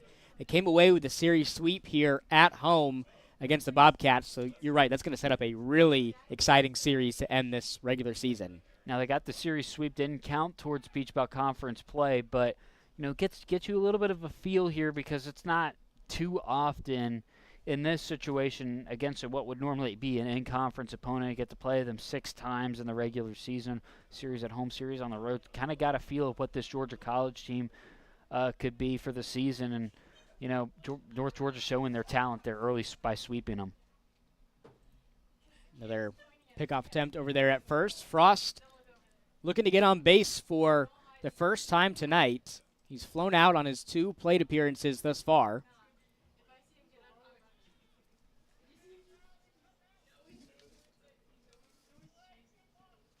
Frost, a day-in, day-out starter for Coach Cantrell the last 4 seasons, playing well over 170 games in his North Georgia career. We talk about the stretches for this North Georgia team. You know, they're going to have that road stand coming up this weekend going into next Tuesday, and then they're going to be at home starting next Friday all the way through the 22nd of April, that wrapping up with North Greenville before they go play on Georgia College. This one skies out into right field, and it will be caught for the second out as Harrison makes the grab.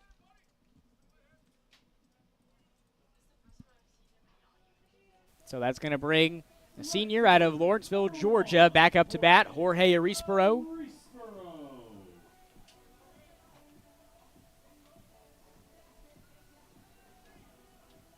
We mentioned Arispero's performance against Catawba and that win over the number 4 team in the country.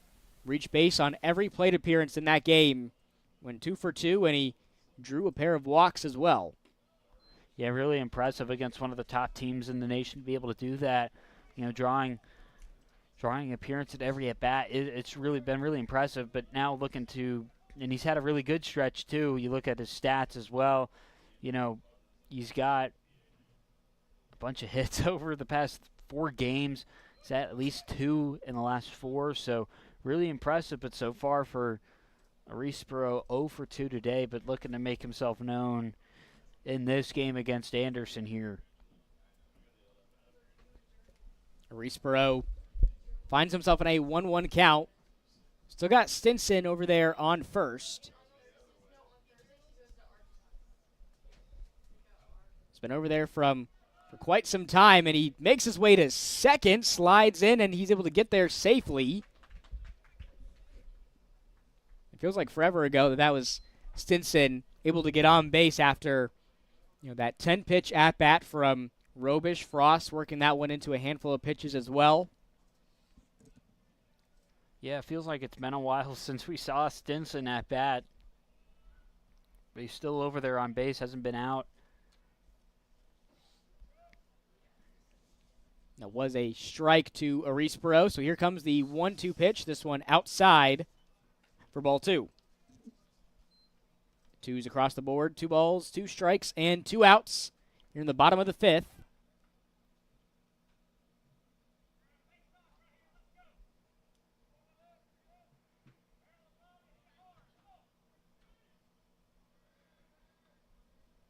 Crabb got his eye on second, delivers the 2-2, and delivers one low for ball 3.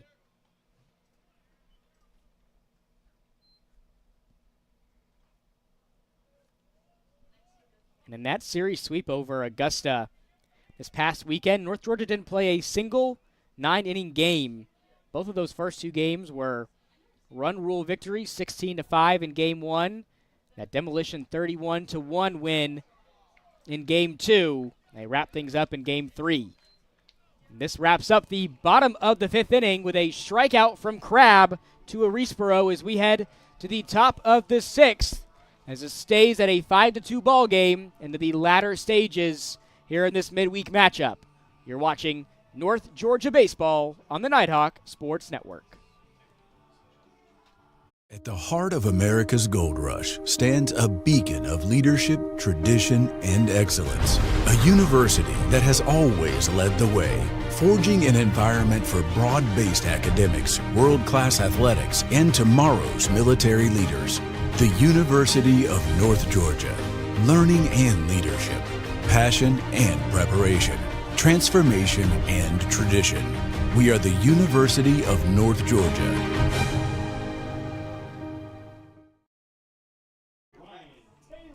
Tonight's broadcast is presented to you in part by Coca-Cola, the official sideline partner of North Georgia Athletics. Perfect weather out here, Robert, to grab a nice cold Coca-Cola. You know, in this warmer weather, it can be really refreshing. Yeah, the sun is shining. It's, 72 degrees outside, maybe 6:34 p.m., the perfect time for a crisp Coke. I fancy myself a Coke Zero kind of man, though. Yeah, I mean, Coke Zero, the new Coke Zero Sugar that they introduced in 2021, you really can't go wrong with that one because, the slogan was for a while, is it the best Coke ever? And honestly, it was when the new Coke Zero Sugar came out, it was pretty good. In my opinion, I am definitely a Coke Zero over a Diet Coke kind of guy, especially if you go somewhere where you get one of those Coke Freestyle machines and you can mix it up, maybe get a cherry Coke Zero, that is just peak soda right there. You know, that's the one thing, too. Coca-Cola's been able to redefine their syrups and their formulas over the year. You really can't go wrong whether it's an original Coca-Cola, Diet Coke, or Coke Zero Sugar. So the Nighthawks make another Wendy's call to the bullpen, or a Tremble Tire Pros, call to the bullpen here for the Nighthawks to bring out their sixth pitcher of the game.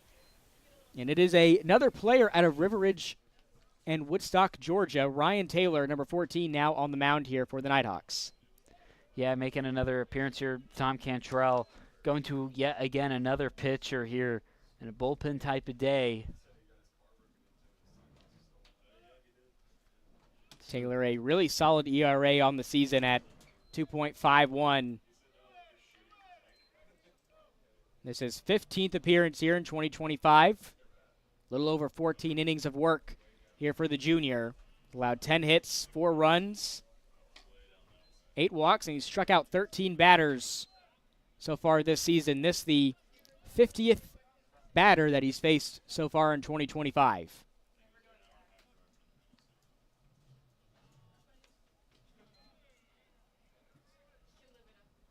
This one will be outside, so it's now a 3-1 count for Bello.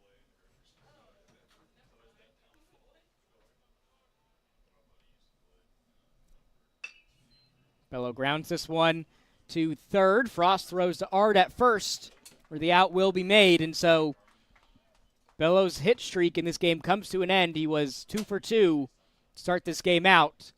But a quick out's put up on the board here by Taylor and the Nighthawks. Yeah, it's been really quick work by both of these teams. I mean, last 2 innings have been scoreless, and to start the game, you had both teams score pretty much in every inning, except North Georgia didn't score in the bottom of the third, and the Trojans didn't score in the top of the second. But really, it was really a high-scoring affair there for a little bit. And now you're really seeing it from both of these teams making quick work. It's been kind of an odd game so far, Robert, where the quick work has come in the middle of the game, middle portion of this game so far.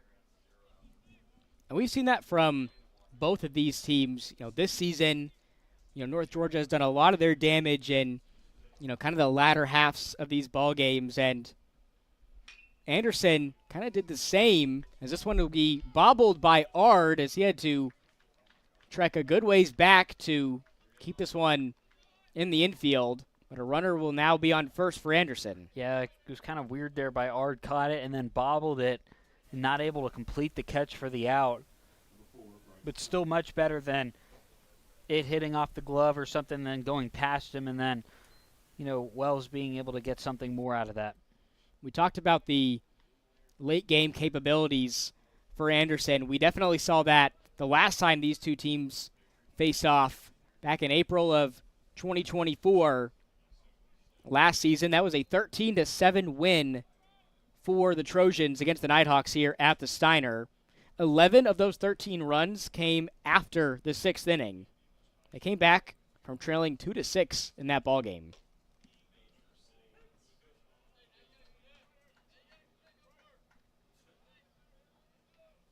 So we know that there are some comeback kids on this roster here for the Trojans.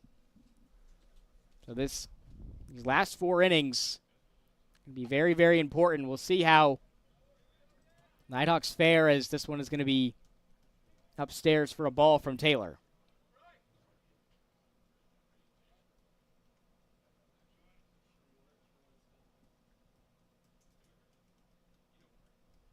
And the 1-2 pitch. This one is going to be low, gets away from Stripling, and Wells is going to advance to second. So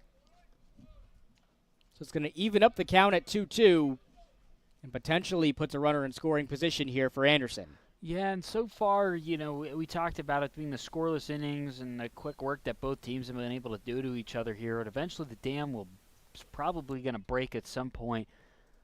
You really just don't want to be the team that it happens to, but we've seen North Georgia get out of the pinches here a few times in the top half of the inning. And a big strikeout there from Ryan Taylor to put the second out up on the board.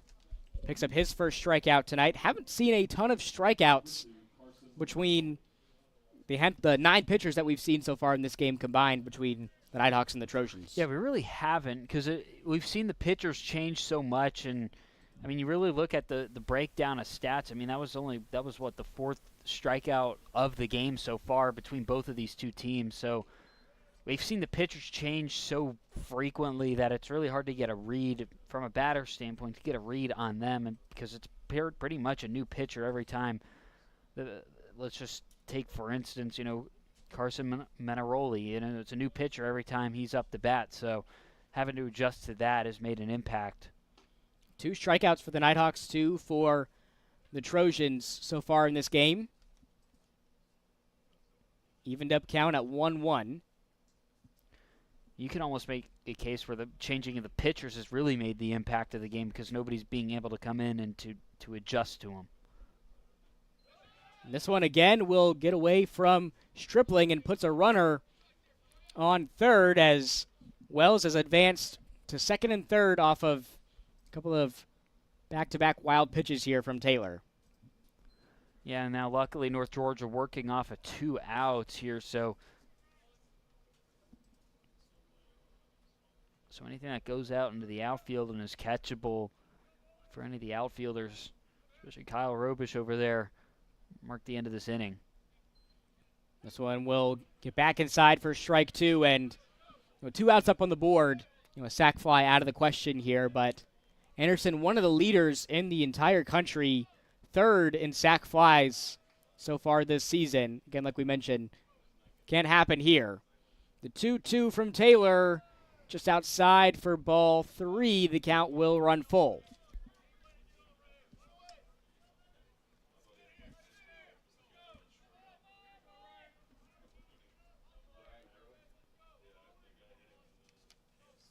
And the payoff. This one's fouled out of play from Molina Rowley. So we'll get another crack at it here, and a full count, 2 outs up on the board. Anderson threatening to steal a run back here with Wells over there on third base. Yeah, you probably want to get Molina Rowley out here, because then you're going to have the leadoff hitter, Braden Harrison, up to bat. And this will be ball 4 to Molina Rowley. Now you're probably going to see Cantrell make a pitching change inside the inning for the first time in a couple of innings, where really it's just been a new pitcher at the top of these innings, but we'll see what he does here. But now you're working with Braden Harrison, the best batter on this Anderson team. Now luckily for the Nighthawks, 2 outs on the board, but a runner there is on third, and what a game really has turned out to be, where the two teams haven't really been able to get anything going in the past 3 innings. And you got to think that 7-13 loss for North Georgia last season definitely sticking in the back of the mind of Coach Cantrell, and majority of these players played in that game as well. It was here in Dahlonega. Nighthawks have not gone on the road to play Anderson in quite some time. It's been the Trojans coming to the Gold City to face off against North Georgia the last handful of seasons. But you definitely don't want a repeat of last year, where the Trojans caught fire in the last 3 innings.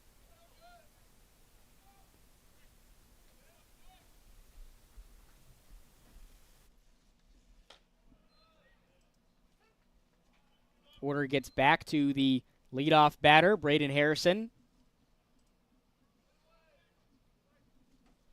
Started the game out a perfect 2 for 2.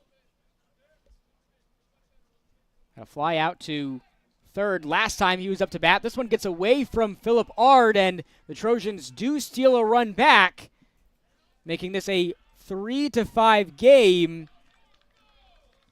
And a runner will remain on third for Anderson. Still anybody's ball game late here against North Georgia and Anderson. It is, and some of these defensive mistakes you can't have happen here, especially when things haven't been going for any of these offenses in the past couple of innings. These defensive mistakes can really change the game up here with that wild pitch. Harrison's still at bat, but a new runner on third could get things back within 1 for Anderson. Yeah, a couple of these mistakes surprising. North Georgia's really done a great job of cleaning up the mistakes defensively this season. Fielding percentage at .975, the best in the PBC, 18th best nationally, as this will drop in front of Opata, and another run will come home as Molina Rowley gets there easily. It's now just a one-run ball game here as the Trojans are starting to climb their way back. Their first two-run inning here in this game so far. Yeah, and those defensive mistakes set up by the defensive mistake, getting a run scored there, bringing it within two, where you could have potentially had Harrison maybe strike out or have a fly out to the outfield where it would have ended the inning. But now 2 runs scored with 2 outs up now brings it within 1. Now pressure being on North Georgia to end this inning and then get something going with the bats.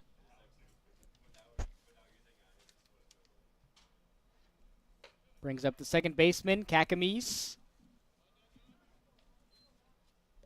Doesn't have a hit today, but he's reached base on 2 of his plate appearances. He's been walked and hit by pitch in 2 of his 3 plate appearances thus far.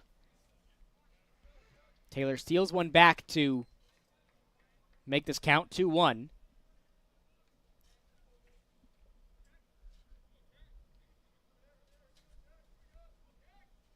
Got Harrison over there on first.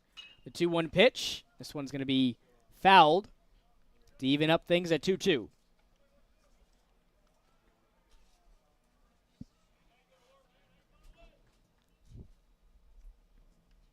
Historically, this has been a matchup that has favored North Georgia, 35-7 all time against Anderson. But like we just mentioned, Trojans had the last laugh after last season's win. The 2-2 pitch. This one gets to second, and the throw to first will be made for out number 3. Anderson makes this a 4-5 ball game as we head to the bottom of the 5th inning, stealing a couple runs back. There's just a 1-run lead for North Georgia heading into the home half of the 6th. We'll step aside for another short commercial break. You're watching North Georgia Baseball on the Nighthawk Sports Network. I pledge. I am an NCAA student athlete. And I pledge to be a champion of unity on my team, on my campus, and in my community. I pledge to embrace differences and strive for inclusion and collaboration. I pledge to stand against racism, hate, and discrimination. I pledge to strive for love, care, and forgiveness. I pledge to stand against silence, deceit, and obscurity. I pledge to strive for dialogue, truth, and understanding. I pledge to stand against fear and doubt. I pledge to strive for trust and belief in one another. I pledge to stand against complacency and stagnancy. I pledge to strive for change and growth. I commit to supporting my fellow student athletes in all circumstances that impact them. I commit to both choosing unity personally and encouraging it for all. I pledge these things because we are stronger together. United as one.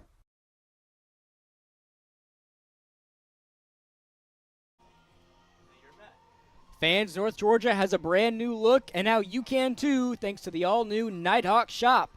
Visit the UNG bookstore today to get the latest NG branded apparel, souvenir, gears, and more.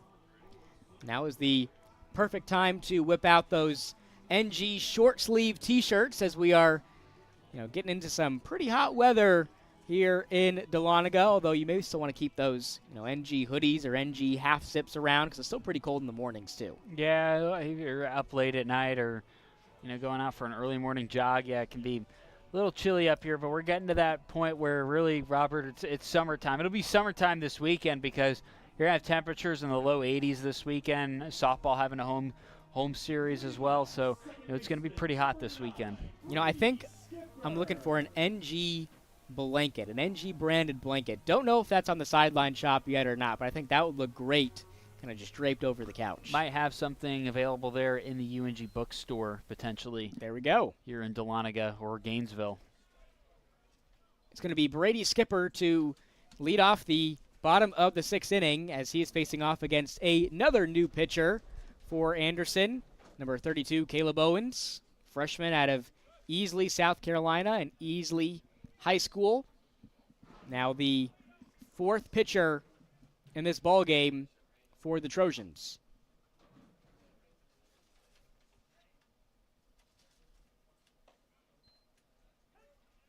as he pitches a pair of strikes to Brady Skipper to make the count 1-2.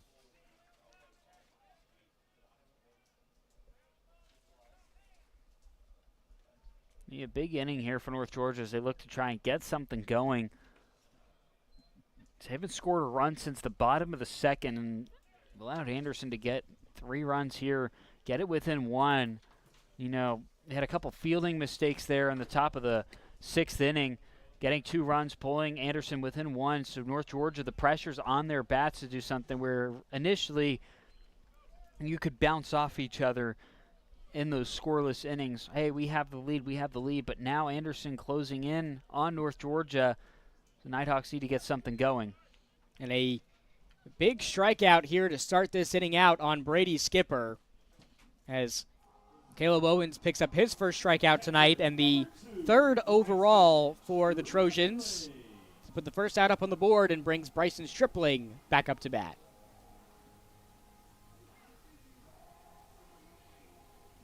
Yeah, after that big bottom of the 1st inning from the Nighthawks where they scored 4 runs, they've been relatively quiet since, added another run up in the bottom of the 2nd, but like Devin mentioned, it's been back-to-back-to-back innings where the Nighthawks have been unable to put a run up on the board.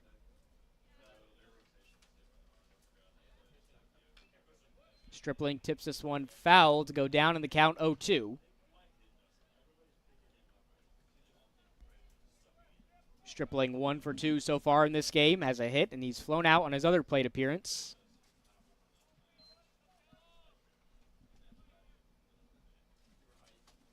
Takes the 0-2, and back-to-back strikeouts here from Caleb Owens, as he has been the most successful pitcher thus far so for Anderson.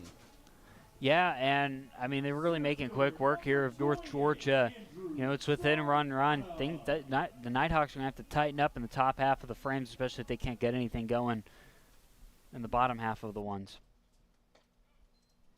We'll see what the superstar Andrew Sopata does here. Sees strike 1 go past him from Owens.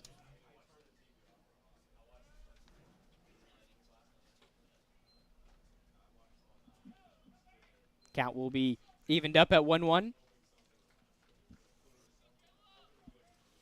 Opata with a hit already today. Now has a hit in 6 straight games. Had back-to-back multi-hit games against Augusta this past weekend. This one will be fouled. Almost makes it over the net right in front of the press box here at the Steiner. Count's going to be 1-2 for Drews.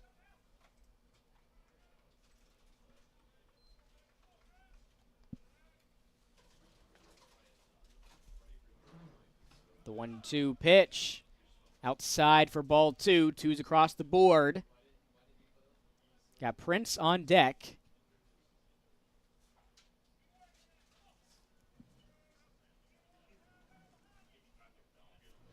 And the 2-2 to Opata, who grounds this one up the left field line.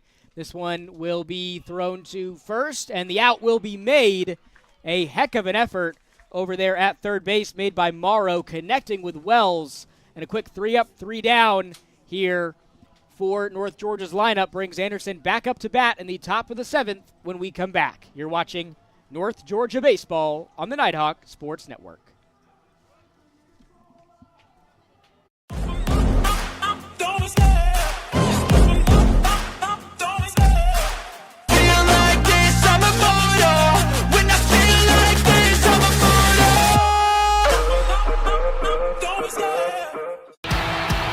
The road to national championships runs through NCAA.com. And whether you follow one college team or all of them, it's never been easier to get the content you want with NCAA.com, the home of college sports.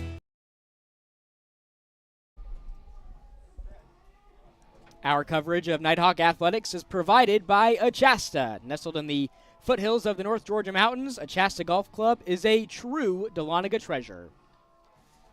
So as we head to inning number 7, it is pitcher number 7 on the mound here for the Nighthawks. Another veteran, number 3, Zach Green, the graduate student out of Gainesville, Georgia, who has been one of the most consistent pitchers out of the bullpen here for the Nighthawks. He was the one that closed out that game against Catawba, had that final out, was a strikeout to end that game against the number 4 team in the country.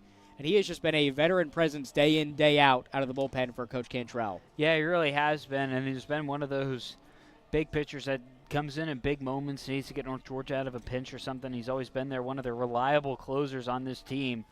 But the thing I'm going to watch out for, Robert, in this game is I'm curious to see if Tom Cantrell is going to want to keep Zach Green in as long as possible, more than just an inning. And none of the batters have gone for, none of the pitchers for the Nighthawks today have gone more than one inning, except for Daniel Courtney in the very beginning of the game, but he didn't even make it to pitch 2 full innings. But, with Zach Green being one of the closers on this team, I want to see if this could potentially be the pitcher that Cantrell will keep in the longest today. Yeah, we still got some action going on over there in the bullpen for North Georgia, and we'll see how Green fares here. But based off of his resume as a Nighthawk, you got to think that he has the odds to stay in this game, stay on the mound the longest here for Coach Cantrell in this game, hopefully closing things out for the Nighthawks. His first pitch is a ball. Outside to Brooks Morrow. This one inside for a strike.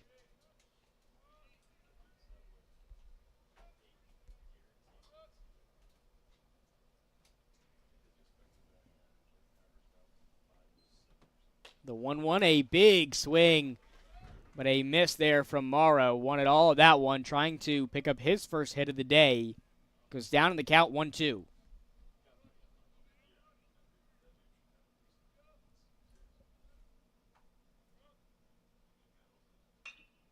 This one skies out into right center field. A couple Nighthawks in the vicinity, and it will be Andrew Sopata who comes up with the ball for the first out. And North Georgia needing much more of a routine inning. Unlike the last one, 2 runs scored for Anderson, pulling within 1 of the Nighthawks. Looking to get some momentum going for this team. Maybe hopefully translate it into the bottom half of the innings for them. What Greeny does a really good job of is just forcing these batters into making some routine plays and, just popping out or fly outs or ground outs. He doesn't particularly rack up the strikeouts, but tends to keep these opposing batters at bay. He had 1 strikeout against Catawba, but that was, of course, the biggest one of the game to end that one on the road. Most he's had in a game so far this season. It was against USC Beaufort almost a month ago, had 6 in 3 innings. This one skies out into about the same area in center field, and it is again Opata. Only has to walk a couple steps over to his left to make the grab. Yeah, it was a pop-up fly directed to Opata, who probably took no more than 5 steps, probably less than that, round 3, to catch that ball. Brings a center fielder, Zach Stover, back up to bat.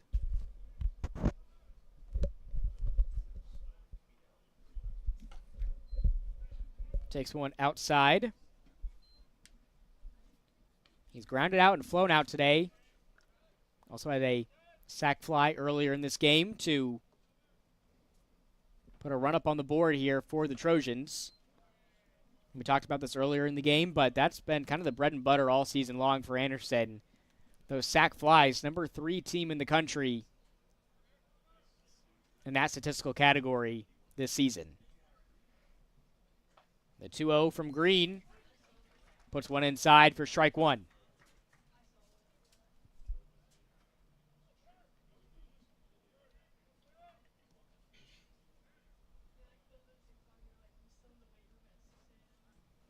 The 2-1 pitch. This one skies into foul territory. Doesn't look like the Nighthawks are going to be able to make a play on it, so we'll put a second strike up on the board. Deuces running wild. 2 balls, 2 strikes, and 2 outs.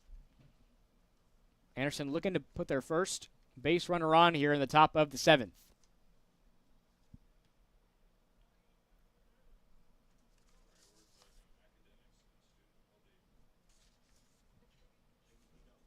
And the 2-2. This one skies out into left field. Foul territory. Caught. Easy play made there by the Nighthawks as Greeny forces a quick 3 up, 3 down by this Anderson batting order. Nighthawks will be back up to bat when we come back from this short commercial break. Time to stretch here in Dahlonega. You're watching North Georgia Baseball on the Nighthawk Sports Network.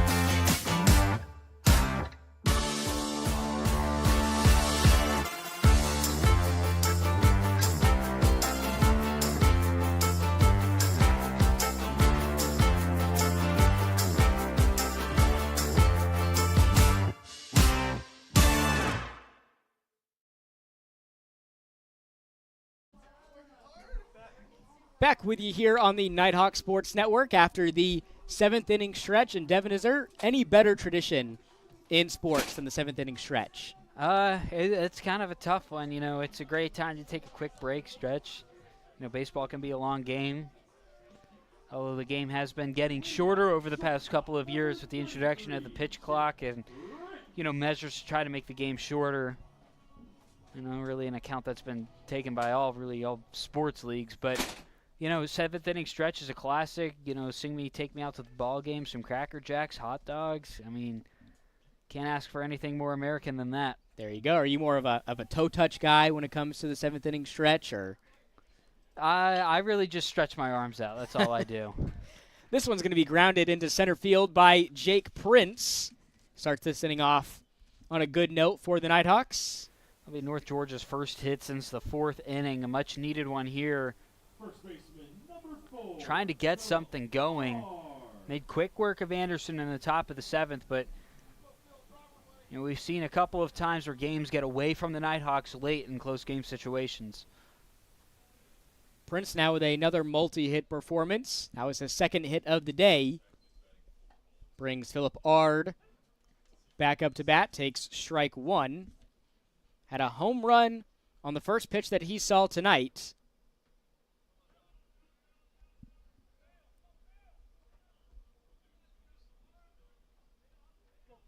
That being his 15th home run of the season. Takes ball 1 outside. North Georgia collectively with 36 home runs this season. They had 43 all of last year. They've really taken a big step forward in that category. Ard, we mentioned, leads the Nighthawks in home runs this season. That was his 15th this year, earlier in this game. Led the Nighthawks last year with home runs with 11. There's still 16 games left to play in this season, so we could potentially see, 20-plus home runs for Philip Ard by the time we get to the PBC tournament. Yeah, you very well could. I mean, he's got a lot of opportunities coming up. It seems like, he'll probably get a home run, probably sometime during the 4 remaining Peach Ball Conference series that the Nighthawks have, and he's been awesome hitting those homers this season. Sends one high and deep into left field, and this one is gone. Philip Ard is a madman. Hits his 2nd home run of the game, his 16th of the season, and he extends this North Georgia lead once again. Yeah, Robert, we like to speak things into existence here. 2nd home run of the day for Philip Ard. And really just an impressive day at the plate for him. And, that was a much-needed at-bat there for North Georgia to go out and put their first runs up on the board since the 2nd inning. That's probably one of those more damaging home runs of the game. More damaging runs up on the board overall, because if you look at it, North Georgia's been able to make quick work of Anderson in the top of those innings, and now Anderson is going to have to come back and bounce back from that, where they were climbing and gaining on North Georgia. Now the 16th home run of the season for Ard, 8th in Division II. Now up to 67 RBIs on the season. That's second in Division II, and we'll have to see, I don't know off the top of my head who leads Division II baseball in RBIs this season, but you got to think that there's a good chance after today, Ard's going to be number one. And Stinson, who's up to bat, thought that was ball 4, was a couple steps already going to first base, but he will step back in the batter's box in a 3-1 count.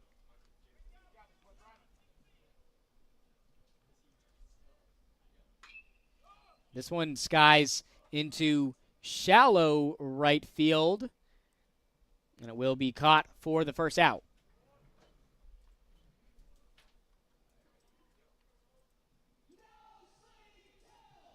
Brings Kyle Robish back up to bat.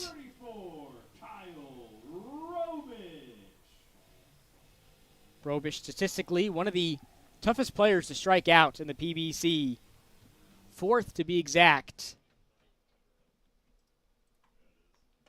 And so far in this ball game, he's reached base once. Drew a walk. He's grounded out and flown out on his other 2 plate appearances. And Robish still looking for his first hit today.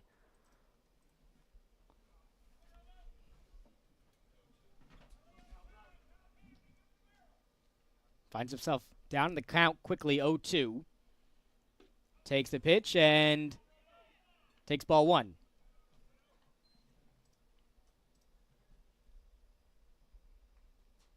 Had to look a little bit deeper into the archives on Philip Ard. That home run marks the 3rd time this season he's had a multi-home run performance. This one's going to be out of the glove there of Molina Rowley, as Robish records his first hit tonight to get to first. Yeah, Brooks Morar over there at third base. You want to talk about a ball hit directly to the glove. That was from Kyle Robish there. But, Maru didn't come up with the catch. Kind of just, I guess the ball might have just been too fast for the glove and just bounced right out of it. That is going to go down as an error for Anderson. So Robish doesn't pick up his first hit tonight, but he does reach base.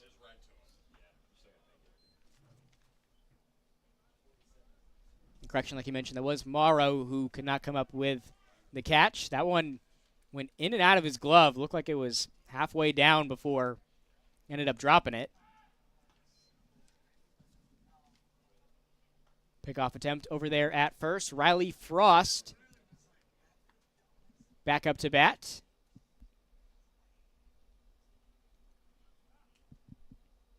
Frost, another player who is looking for his first hit tonight. He's 0-3 today, has flown out on all 3 plate appearances so far. Yeah, the Riley Frost looking to get something going here. He's working with a runner on first there with Kyle Robish. Takes the 1-1 and takes ball 2.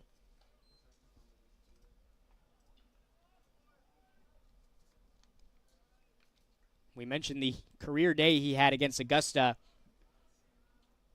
in that big win for North Georgia. Went 3 for 5, 5 RBIs, had that grand slam.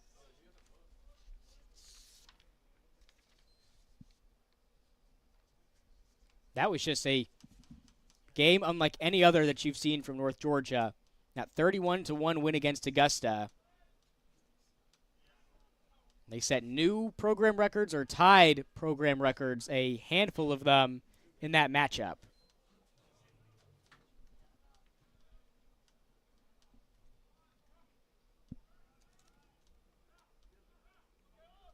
We do have confirmation. Adam Panjagua, the D2 RBI leader before today, was at 66 RBIs. Ard now at 67, leads the country in that statistical category this season. Yeah, he does, and that was the thing to watch for, because going into this game, it was within 4, within 2 with that 2-run home run, and then ties them. So it is a 7-4 ball game. Now, after the aforementioned Philip Ard sent one out of the park, makes us a 3-run lead for North Georgia as we head to the top of the 8th. You're watching North Georgia Baseball on the Nighthawk Sports Network.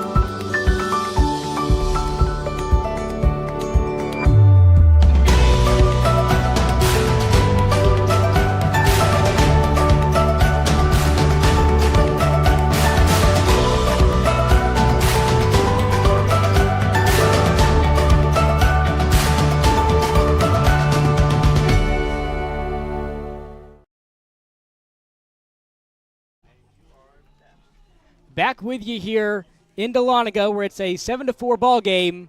Nighthawks lead by a trio of runs over the Trojans here on a beautiful day in the Gold City as the sun starts to set on April Fool's Day. You know, I've seen a handful of things, online, definitely fallen for the April Fools a couple of times. Saw one that said, that Tom Brady coming out of retirement, Atlanta may get a hockey team back. I think the craziest one I saw, though, was that the New York Jets, the betting favorite to win the Super Bowl. I don't know about that one.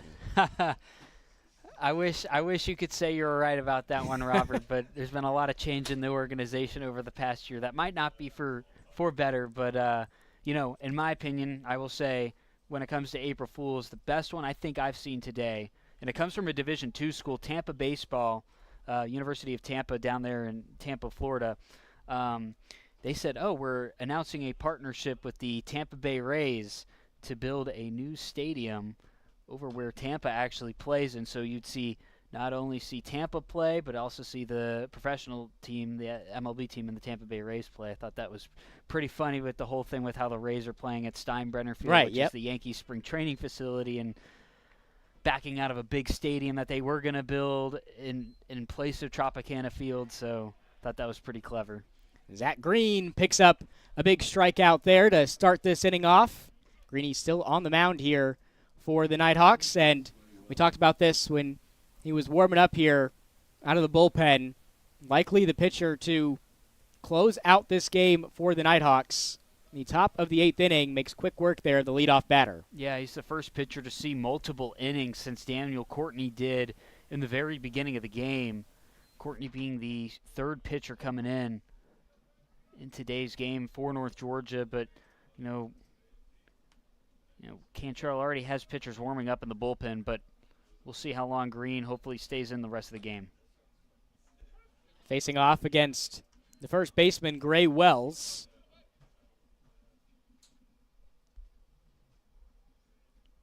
Drew a walk last time he was up to bat. Finds himself in an evened up count at 1-1 against Zach Green.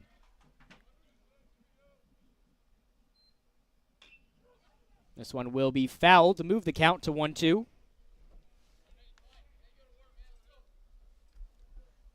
This is just the second home midweek matchup of the season so far for the Nighthawks. The only other one coming against Young Harris back on March 12th.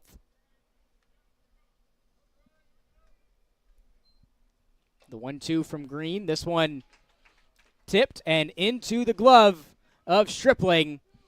Another big out put up on the board here from the veteran.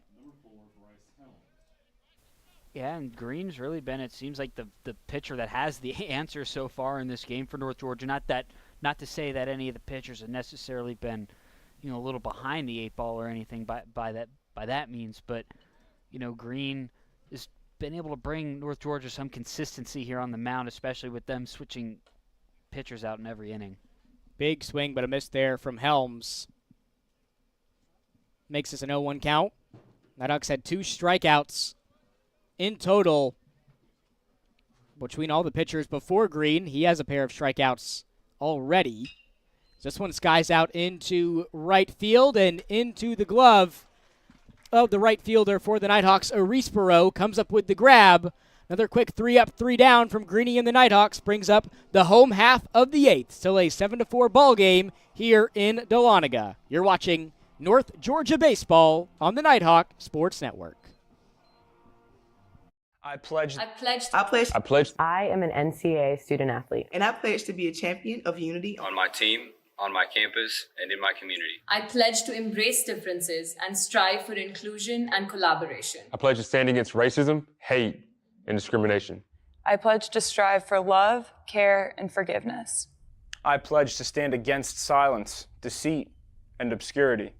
I pledge to strive for dialogue, truth, and understanding. I pledge to stand against fear and doubt. I pledge to strive for trust and belief in one another. I pledge to stand against complacency and stagnancy. I pledge to strive for change and growth. I commit to supporting my fellow student athletes in all circumstances that impact them. I commit to both choosing unity personally and encouraging it for all. I pledge these things because we are stronger together. United as one.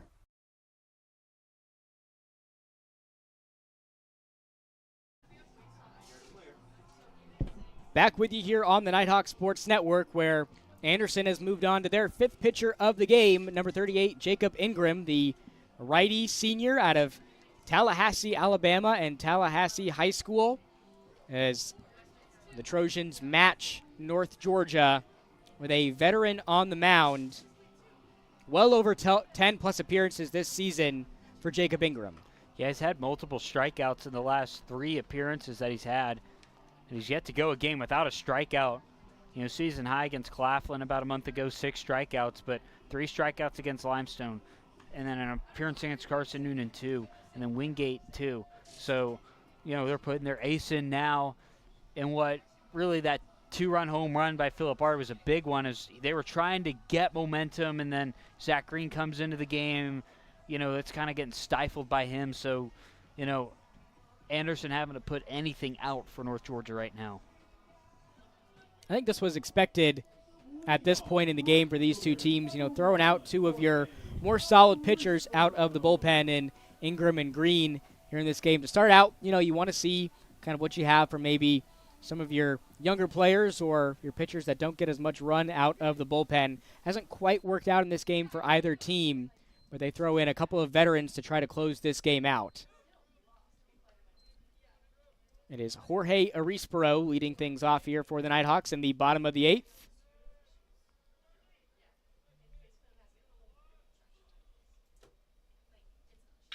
Arispero skies one into left field, and this will drop back at the wall. Arispero is going to chug for 2. He gets there standing up, and the veteran records his first hit of the night.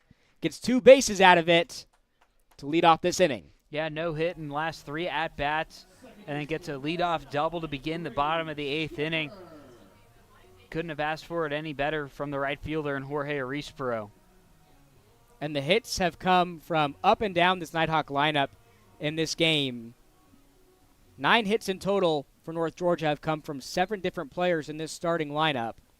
Robish and Frost, the only 2 who have not recorded a hit in this game. Skipper bunts here. The throw to first. Gets there on time. That's going to advance a runner into scoring position as Arispero makes his way to third. That's just a classic Brady Skipper play right there. Yeah, it is. And, you know, getting Arispero over there the third with 1 out. You got Bryson Stripling up to bat, and then you have Andrew Zopata as well. So, you know, a lot of opportunity here for North Georgia to extend this lead. Yeah, we talked about the late game heroics for Anderson against North Georgia historically, and you want to keep that to a minimum. And, of course, the way you can do that, extending this lead, you want to add at least another insurance run or 2 here if you're North Georgia going into the 9th inning.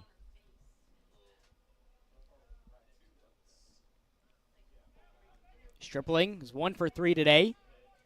Has a hit, has been struck out and flown out 3 times he's been up to bat this evening. So he skies one deep into left field, and this one is going to be fouled. Got a good swing of the bat at that one. Just fouled to the left of that 320 marker over there in left field. Yeah, that one was really out of here, but unfortunately the ball just carried a little bit too far to the left. So it's going to be an evened up count at 1-1 for Stripling.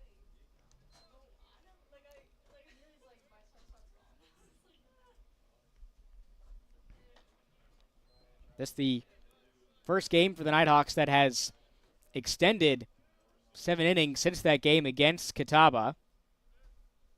Had the 16-5 win over Augusta in Game 1, 31-1 win in Game 2, and both of those were in 7 innings. Series finale ended early because of the rain in 6 innings.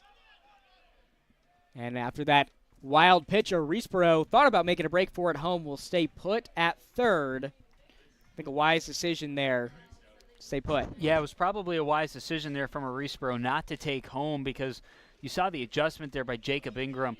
They were very fast on the ball, or getting back onto the ball, so it was a really good decision there from Riesborough not to come home. Stripling has Ingram right where he wants him, up in the count 3-1.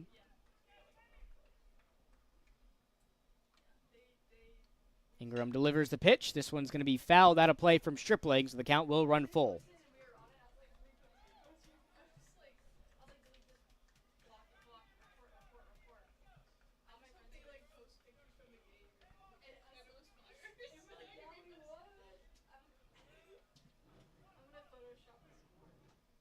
So a payoff pitch coming up with the Riesborough on third. Got the leadoff batter, Opada, on deck. The payoff pitch. This one is going to be another foul ball, so Stripling will get another crack at it here in the full count.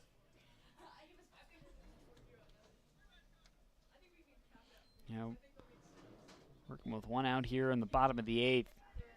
Stripling full count.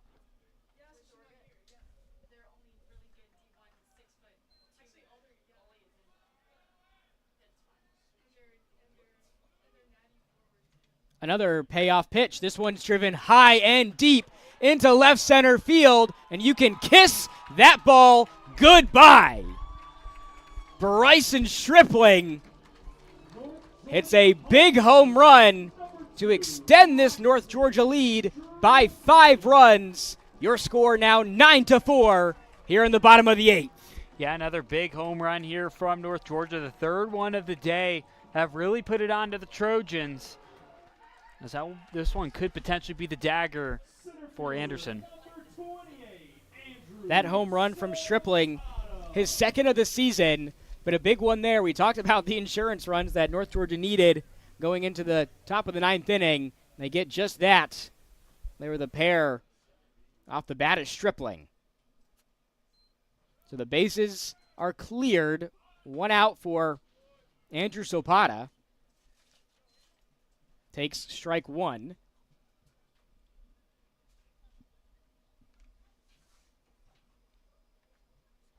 Working with a clean slate here. As Opada fouls this one. Does have a hit today, 1 for 3 at the plate. Also drawn a walk to get on base. What a luxury it is for Coach Cantrell that you have Opada and Ard on your squad, 2 players who I think are in contention for PBC Player of the Year, and even, Southeast, regional teams, Regional Player of the Year in contention as well. Yeah, it really is. It's a great benefit to have them on this lineup because, you have 2 great players, 2 of some of the best players in the Peach Belt Conference really contributing to this North Georgia lineup. And you're really starting to see the results of it pay off now. And this North Georgia lineup's been firing off the home runs as of lately. 29% of UNG's home runs this season have come in the last 3 games. 11 of their 38 coming during that stint. And 3 of them coming today. Yeah, they've been really impressive when it comes at the plate and hitting bombs out of the park. North Georgia being able to run on that. a lot, putting themselves up big over teams. For instance, 3 home runs today. Got them in a 5-run lead over the Trojans in what was a back-and-forth game. These North Georgia batters are also doing a really good job of working these at-bats into a handful of pitches. We saw a long one from Robish earlier today in a 10-pitch at-bat, and Opada is also working this one deep as well. The 1-2, this one skies deep into left field, and this ball is gone. It's a home run entourage in this game for the Nighthawks. Opada joins the party, makes this a 10-4 game at the Steiner. Yeah, North Georgia just firing on all cylinders today with yet again another home run here. This one by Andrews Opada, as they're really pouring it on to Anderson now. That one soaring out of here at 106 miles an hour. It has been a sensational performance here from the Nighthawks, courtesy of the home run. Still one out on the board. Got plenty of room to work here with Jake Prince up to bat.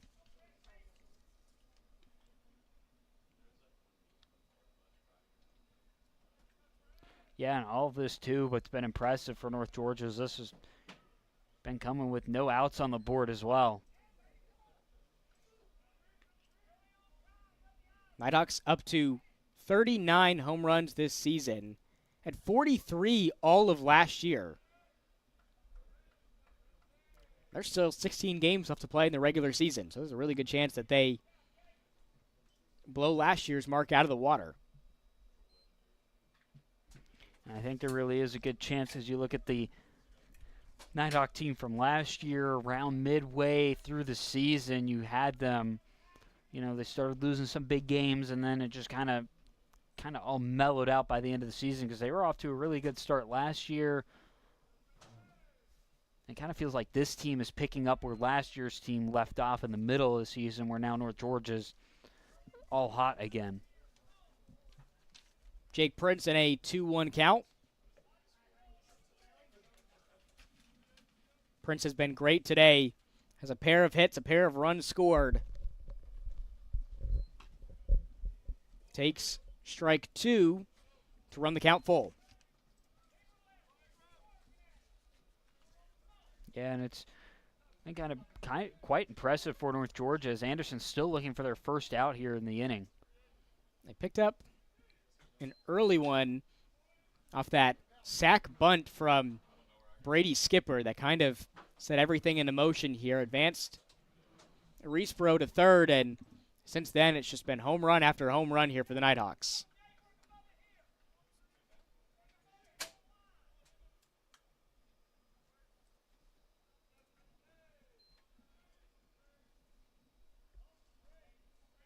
Payoff pitch coming up here for Prince.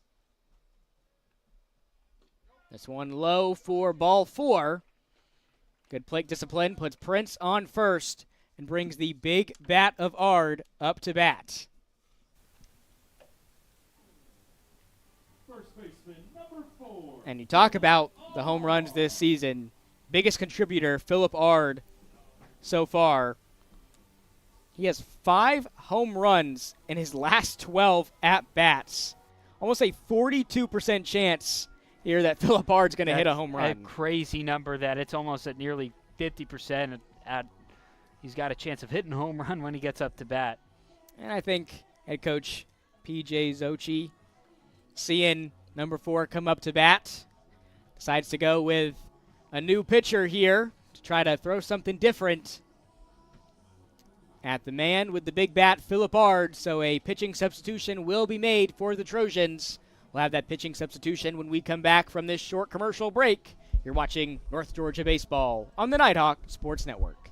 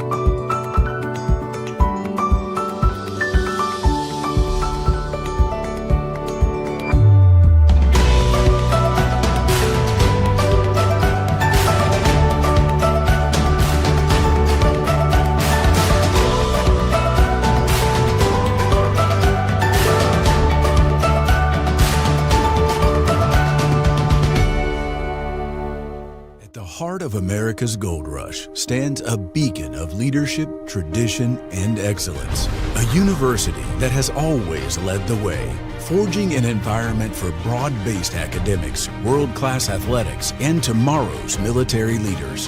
The University of North Georgia.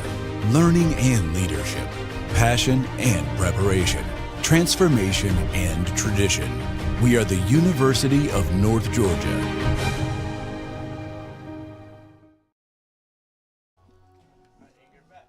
Pitcher number 5 out of the bullpen here for Anderson is number 41, Camden Watts, the righty sophomore out of Blythewood, South Carolina, and Blythewood High School, making his 5th appearance on the mound this year for the Trojans.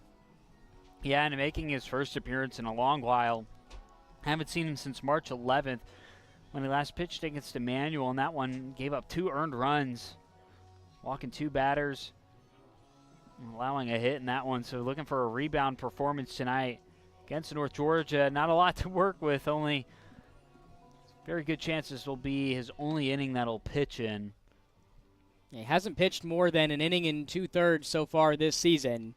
Those coming in his first 2 appearances against Catawba and Southern Wesleyan.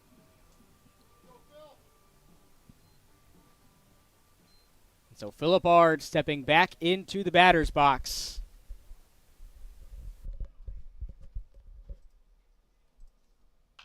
As he pops this one fouled. I think with him up to bat has everybody here in the grandstands at the Steiner on the edge of their seats seeing what he's going to do next. Yeah, no, it really has been impressive for him today. You know, with 2 home runs on the day. Tying for the RBI lead in the country in Division II. Yeah, 5 RBIs for Ard to take the lead in Division II baseball. Fouls this one, so it's going to be an 0-2 count.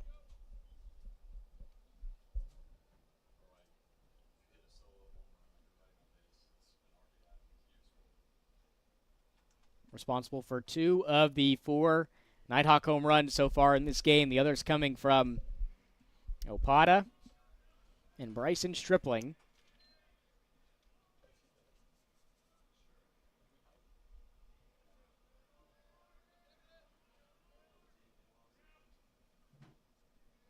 And the 0-2 pitch. This one clips Phil, so he's going to make his way to first. Doesn't have a chance to show off the big bat there, but puts a pair of runners on for another big bat in Nick Stinson.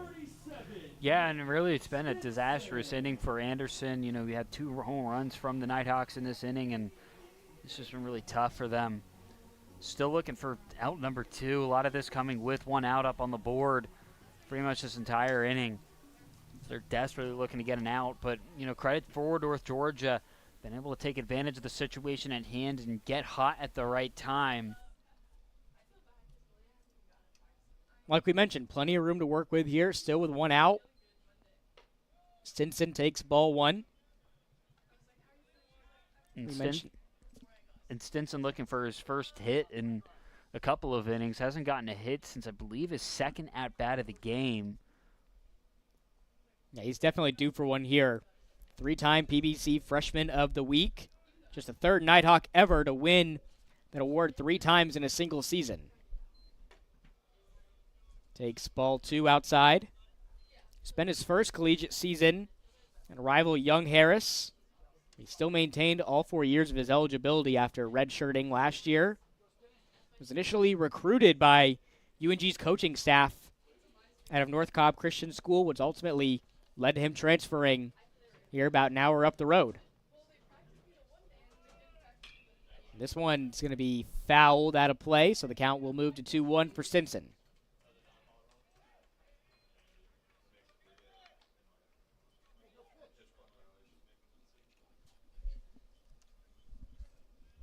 So that was a pitch clock violation, so it will be a 3-0 count instead of the 2-1. First time I think we've seen that, definitely in this game, but maybe all season. Yeah, I haven't seen too much of it, you know, this season. You know, pitch clock coming in, but we haven't seen too many violations of it this season. So we will have a pinch hitter up to bat here for the Nighthawks as Edwin Bowman is getting ready for his first plate appearance tonight. Not before a quick meeting on the mound here. Yeah, it's been a head coach. Really tough inning there for Camden Watts, and making their second pitching change of the inning. For the Trojans, not been able to get anything going with the bases loaded. Edwin Bowman coming up into pinch hit for Kyle Robish. And it looks like they're going to roll with Watts here on the mound to go up against Edwin Bowman. Now batting, number 5, Edwin Bowman, a junior out of Sewanee, Georgia, batting .213 on the season. This is 76th at-bat here in 2025. Has 16 hits and 10 RBIs. Has a chance to potentially add to that here with the bases juiced. Stinson on first, Ard on second, and Prince on third.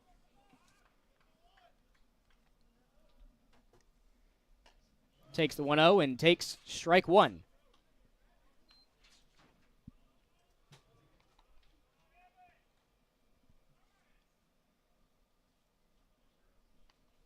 Got Riley Frost on deck.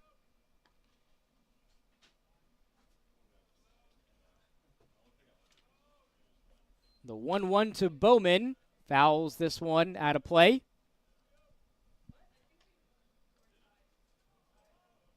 Now have a beautiful sunset to the right of us here at the Steiner, past Haynes and Carolyn Hill Stadium. But a lot of the batters today are liking that the sun is setting now, because the sun where it sets is directly, especially if you're a right-handed hitter, you're looking directly almost at the sun at every at-bat today. And Bowman takes strike three as Watts picks up his first strikeout tonight. Yeah, it was something much needed there that ends that long drought, because they picked up that first out pretty early on, and then, it was all North Georgia for a while, and they just couldn't get anything going, and, something Anderson needed there. So they just needed, Anderson's just looking to get out of the inning. Frost due for a hit. He's flown out on all four of his plate appearances today. Fouls this one behind him to make the count 0-1.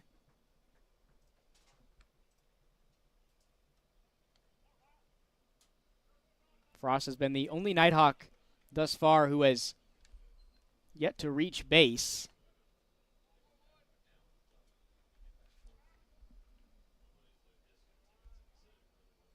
Takes the 0-1.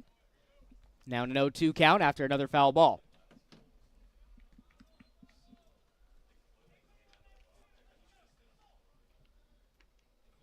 Got a Rispero on deck.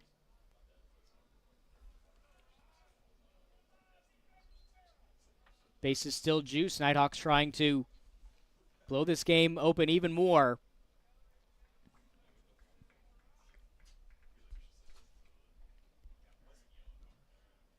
And the 0-2 outside.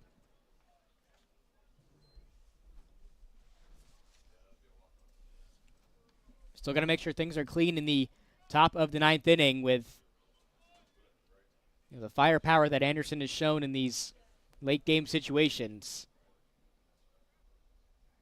But a big response here from the Nighthawks in the bottom of the eighth. Off the bat of a couple of home runs, this one is getting another foul ball from Frost. Yeah, North Georgia showing why they're climbing up the rankings. They're all coming from those bats. Just another really good day for North Georgia. When it came to the hitting side, 11 hits, 10 runs today. A couple of home runs.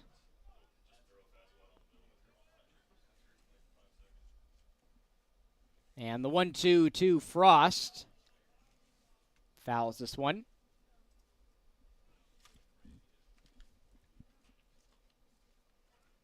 And again, this another long at-bat here for North Georgia. Unless they're getting a hit out of it, they've worked these pitchers into, 6, 7, almost 8+ pitches in each appearance. Another 1-2 to Frost. And this one outside. Evens up the count. 2 balls, 2 strikes, and 2 outs. Bases still loaded. Stinson on first. Ard on second. And the freshman Jake Prince over there on third. And the 2-2. This one stays fair to third, and the easy out will be made, but not before the Nighthawks pile on 3 more runs, courtesy of a couple of home runs from Bryson Stripling and Andrew Sopata to make this a 6-run lead for North Georgia heading into the top of the 9th. We'll step aside for a short commercial break. You're watching North Georgia Baseball on the Nighthawk Sports Network. At the heart of America's gold rush stands a beacon of leadership, tradition, and excellence. A university that has always led the way, forging an environment for broad-based academics, world-class athletics, and tomorrow's military leaders. The University of North Georgia. Learning and leadership. Passion and preparation. Transformation and tradition. We are the University of North Georgia.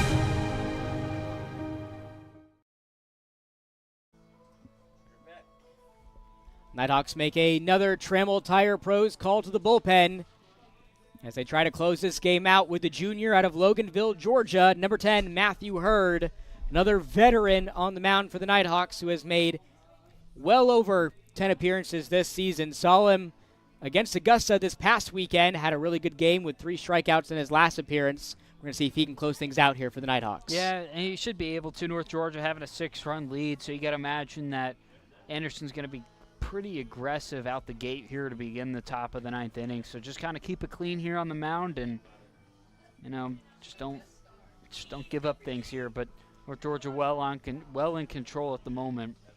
Hurd, one of the top pitchers on this North Georgia bullpen, a 5.67 ERA. This his 15th appearance of the season. He's pitched 33.1 innings so far this season, the 4th most on this North Georgia squad. Has allowed 22 runs, 21 of them earned. Has the 3rd most strikeouts on the team at 33 so far this season. And his first pitch tonight is going to be a strike.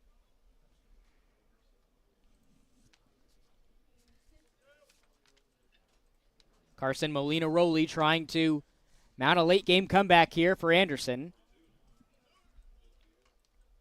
Finds himself in an evened up count at 1-1.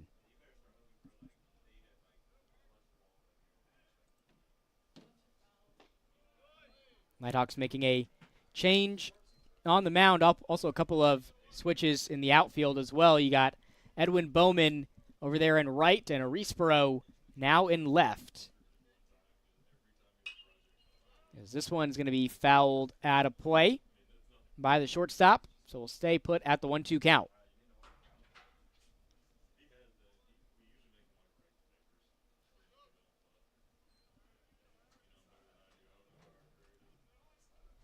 Trojans with 6 hits in this game so far. And they're going to get an appearance from the player who's responsible for half of them in this top of the 9th inning with Harrison on deck.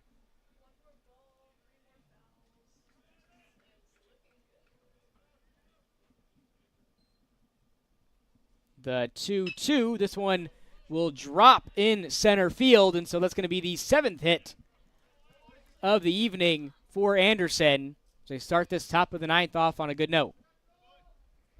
Yeah, Anderson needed that after the rough bottom of the 8th inning and really the rough last 2 innings, 5 innings in the last 2. Really pulled North Georgia back out to the lead, but North Georgia just tighten things up here and just get out of this inning. Their 7 hits have come off the bat of 4 players in the starting lineup, that being Molina-Rowley's 2nd of the day. Harrison responsible for 3, Bullard with 1, and Bella with a pair of hits in this game as well.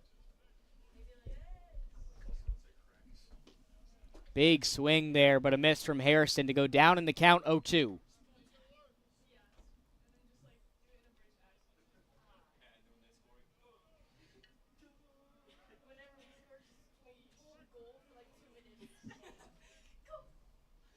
And the 0-2 from Hurd. This one's going to clip Harrison.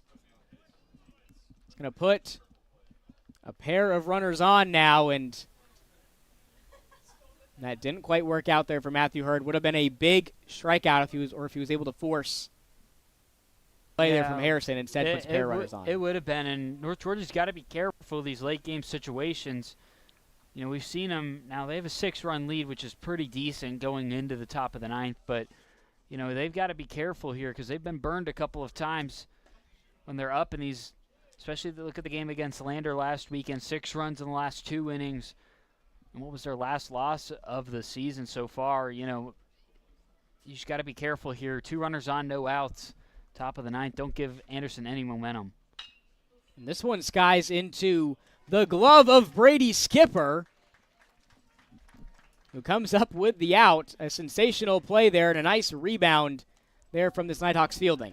Yeah, that was a great play by Brady Skipper over at second. I mean, coming out there, it looked like that was probably going to go over the head, but made a leaping catch, came back down, almost made the flip to Jake Prince over there, short covering second to potentially make an out there. But, you know, 1 out here, you know, it's a defensive play that North Georgia desperately needed. Kakami's got a good swing of the bat on that one. So that is going to warrant a meeting on the mound here as Coach Cantrell comes back out, and Matthew Hurd will stay on the mound.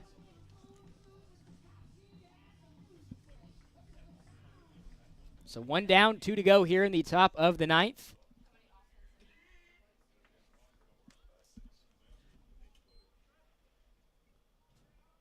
Brooks Morrow, the third baseman, looking for his first hit today. Has reached base after drawing a walk, was hit by a pitch earlier in this game. Grounded out and flown out on his other 2 plate appearances.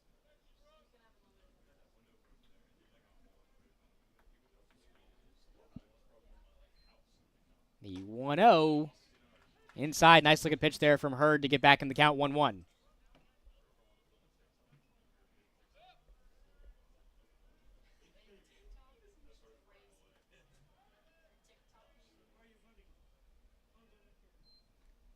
And the 1-1 pitch, a foul ball is going to put Hurd up in the count 1-2.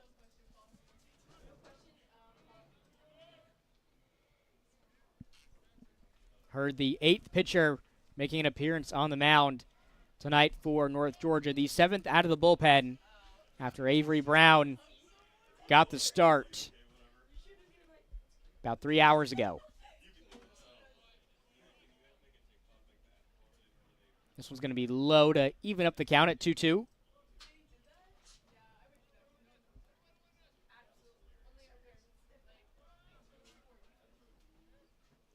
Got Harrison on first. Molina Rowley on second. The pitch, and this one's going to be grounded to second. The out will be made at second. Runner is safe at first. So the Nighthawks put runners on the corners, but do put the second out up on the board here in the top of the ninth. Yeah, it was going to be a tough play there to make it to DP because it was kind of slow rolling at second and just a flip just not there on time to first. Now North Georgia just 1 out away from putting Anderson away. Designated hitter Ben Bullard is going to try to keep Anderson's hopes alive. Takes a big swing at that one, but a miss. Does have a hit in this game. One of the 7 hits for the Trojans.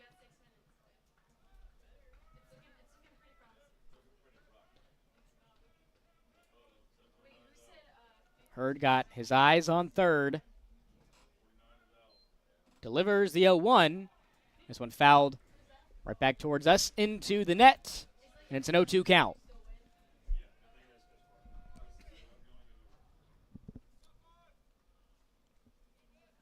Trojans down Now to the wire. Got to make something happen.